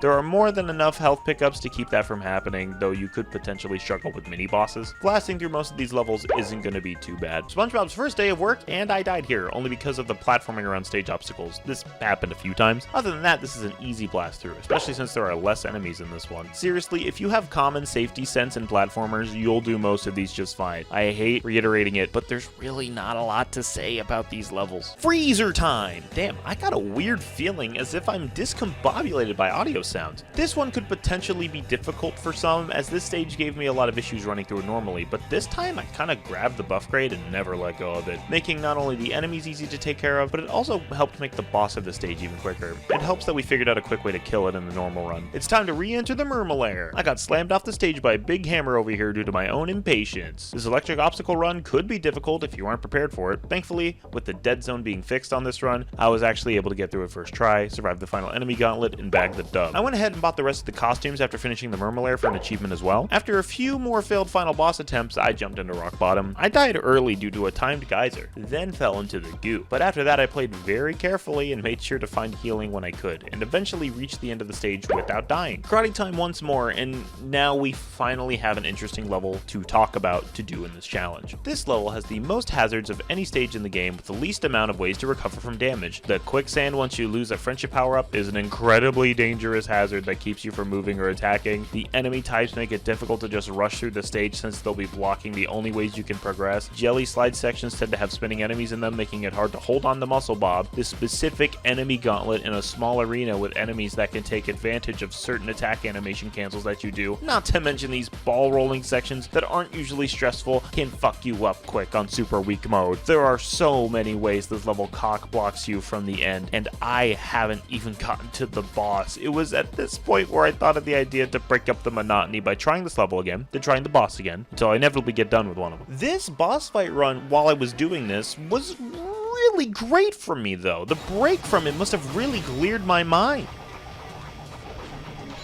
No, what? Okay, so what? The items in this game have the absolute worst pickup range I've ever seen in a platformer. But specifically when I'm trying to deliberately not pick up the power-ups for a damageless achievement, that's when the game so graciously gives me the power boost. Why? For what fucking reason would this game randomly get the good item detection? Specifically when I'm fighting a boss doing a damageless, buffless challenge. I've done approximately 2.5 hours of the same boss only to finally get a good run and then have the game squander me. Why when it's SpongeBob? Why do I fuck up the simple boss fights when it's in a SpongeBob game? I had this figured out an hour and a half ago at least, and I'm still here. I'm still here trying for something that the game just won't give up. The Sponge Gods fucking hate me, bro, I swear. Why can't I just have some simple gamer cred? It doesn't always need to be a fucking task that takes me hours. Needless to say, after that happened, I decided to only focus on the karate stage. This level was still fucking me, but at least the fucking was consistent. Like, we had a decent rhythm of fuck going on in the stage. I could dig it. After a tough time on the raft, I'm literally fucking touching it. Why is the detection for this shit? Get insulted by the game's item detection again, and then reach the final boss of this stage. Thankfully, this guy gave me not much trouble at all. There's a good amount of health pickups in this arena, not to mention the size of the arena is pretty big. The patterns are easy to recognize, and as long as you are careful, you can reasonably do this. We finally got another achievement after over an hour of nothing. Thank God. Alright, let's talk about the Plankton boss. The only issues I can really think to talk about this outside of the BS I experienced in clip form is probably just staying on your toes. Like, there are jumps that can go away if you wait too long, and it literally makes it impossible to finish the fight. Pipes blowing steam are annoying, and surprise water geysers suck, but just remember you can hover with the spin and that you're in a 3D space. You can skip around these pipes, take no damage, and you'll be fine. Don't try this for all of them though, pick your battles. After around 45 minutes of attempts, I finally got the god run of this horrid boss battle, and we got count 'em, 2 achievements. The second one was for 100% of the game, which I guess I didn't know you had to refight the final boss to unlock, but hey, happy coincidence. We got that shit. All that was left to do was to grind money and then finally buy our damned health upgrades that we never got to use. And with that, we officially mastered, platinum, completed, dominated, and fucked up SpongeBob's Truth or Square for the Nintendo Wii. This fucking game gave me so many issues on things that were designed to be simple. This game is simplistic as hell with the same level structures throughout. There's garbage item grab detection, until it doesn't when the game randomly wants to insult you. Some boring boss battles. It reuses so much from Heavy Iron's previous work that it gives me whiplash, and it took me 4 more hours than it should have to complete this set all the way through. Why did I like this game more than Titans of the Tide? You know, I might be turning into a video game masochist or something, because some of the challenges in this game actually made it more memorable for me. I kind of like how cheap and jank some of the production values are. It is pretty inspiring to me and also just pretty funny. It's really something to see a studio that made pretty dang good licensed games have to conjure up something in a really short time frame on something that wasn't originally based on a special. Obviously, don't crunch your developers. I'm not saying do that, but you know, it's those stories of the hard times that people have creating stuff that can really be aspiring to people. Just look at Cuphead. I think stories like this really do teach people that they have more potential than they think. I think I also just kind of like the vibes of these Heavy Iron SpongeBob games. They have like a very specific feel to them that is pretty cozy to me. They're pretty comfy. Do not get me wrong, this is by far the worst of the Heavy Iron SpongeBob trilogy because the movie game is just significantly better than this one, and Bfbb is like a fucking... That shouldn't happen. That's not normal for licensed games. But like, it's a pretty charming game. I mean, there's a reason that I streamed it for 2 days consecutively for 14 hours when it really should have taken 10. I'm still bitter. Gonna turn off the YouTuber voice here for a second. My friends were genuinely like worried about me after the 2 7-hour streams I did in a row. Obviously I'm good, right? It's video games, who cares?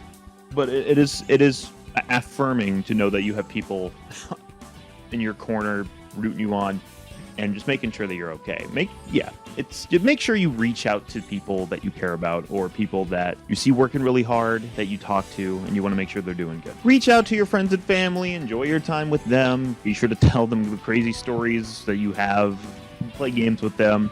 You just let them know how much you appreciate them. You do not really know how valuable that is until you can't do it anymore. It's one of those things. Thank you for watching the Heavy Iron trilogy of videos. I really do appreciate it. That got weirdly sentimental. I gotta bring it back to the norm. I gotta bring it back to my roots here. Balls. And this game made me cry out blood. Subscribe now. Now. There's a few things about this one. So I actually have this next to me here, and I don't use this anymore. But I bought this little wireless receiver to put on the Shure SM58. Is this the right? It's not the right one. Yeah, I bought this to put on this and plug that into whatever fucking audio interface I had at the time. I have an audio interface. It's kind of mid. It fucks up. So right now I'm kind of just using the USB on the mic because you can use USB mics have gotten so much better since like 2014. You can use them. I do want to go back to an audio interface at some point, but for now, for how much time and effort this shit takes and how much audio can mess up and how much things cost to make audio not mess up and how much time I need to take to go to work, sleep, eat, make this stuff, and then have free time, yeah, we're going to use USB-C for a while. I used a wireless XLR receiver on my audio interface. I recorded everything in a different room because this room is too small to properly record a green screen on it, which I also didn't have a great green screen setup. That's why you can see so much shadow behind my legs, but I had green screens. I didn't have a lot of money, and you just kind of do what you got to do. I wanted to try something, and I'm glad I went for it. It doesn't look the best. It could be better, but you know, the point is, I tried a thing, and that's what matters. IMO. The animation with Sandy, I tried to I really wanted to go more with the live action bits and play around with those a bit, try to do fun stuff with camera shots, integrating mixed media. That was kind of the play with this one. I wanted to mess with mixed media and some weird editing techniques, and I thought it was pretty fun. Some of it was a little frustrating. The was it weed text really fucking sucked, but overall I thought editing this one was fun. Speaking of editing, I very much feel like I over zoomed on this one, which, to be fair, I wanted visual clarity, and it's kind of harder to do with a 16:9 game when the only footage you have is your camera, because source record doesn't work and you don't have a second computer to capture it while you stream it on the other one, which, believe me, I have a better setup for that now, but at the time I didn't, and I didn't want to always have my face on screen, so I did more zooms, and there's a lot of motion in this one. I think it's a little overly edited in that regard. I did sit down and jam this one through in 2 weeks because I've been getting slightly better at work ethic. The only issue is that when you have a fucking job you have to go do to get a paycheck to live in the house that you're currently in, on top of trying to do this stuff, it's really hard to keep that work ethic momentum going because you're just doing shit all the time. Anytime that I upload something, I'm super proud of the end product. I either get happy or a little upset about the viewer count, which is always going to happen when you're smaller. You're just going to see the differences in viewer counts and be like, oh man, or oh, okay. Thankfully, all 3 of these videos did super well for me, so very happy about that. I genuinely enjoyed making the video, even though Truth or Square is kind of like a mid-game in my opinion. I had fun playing it on stream.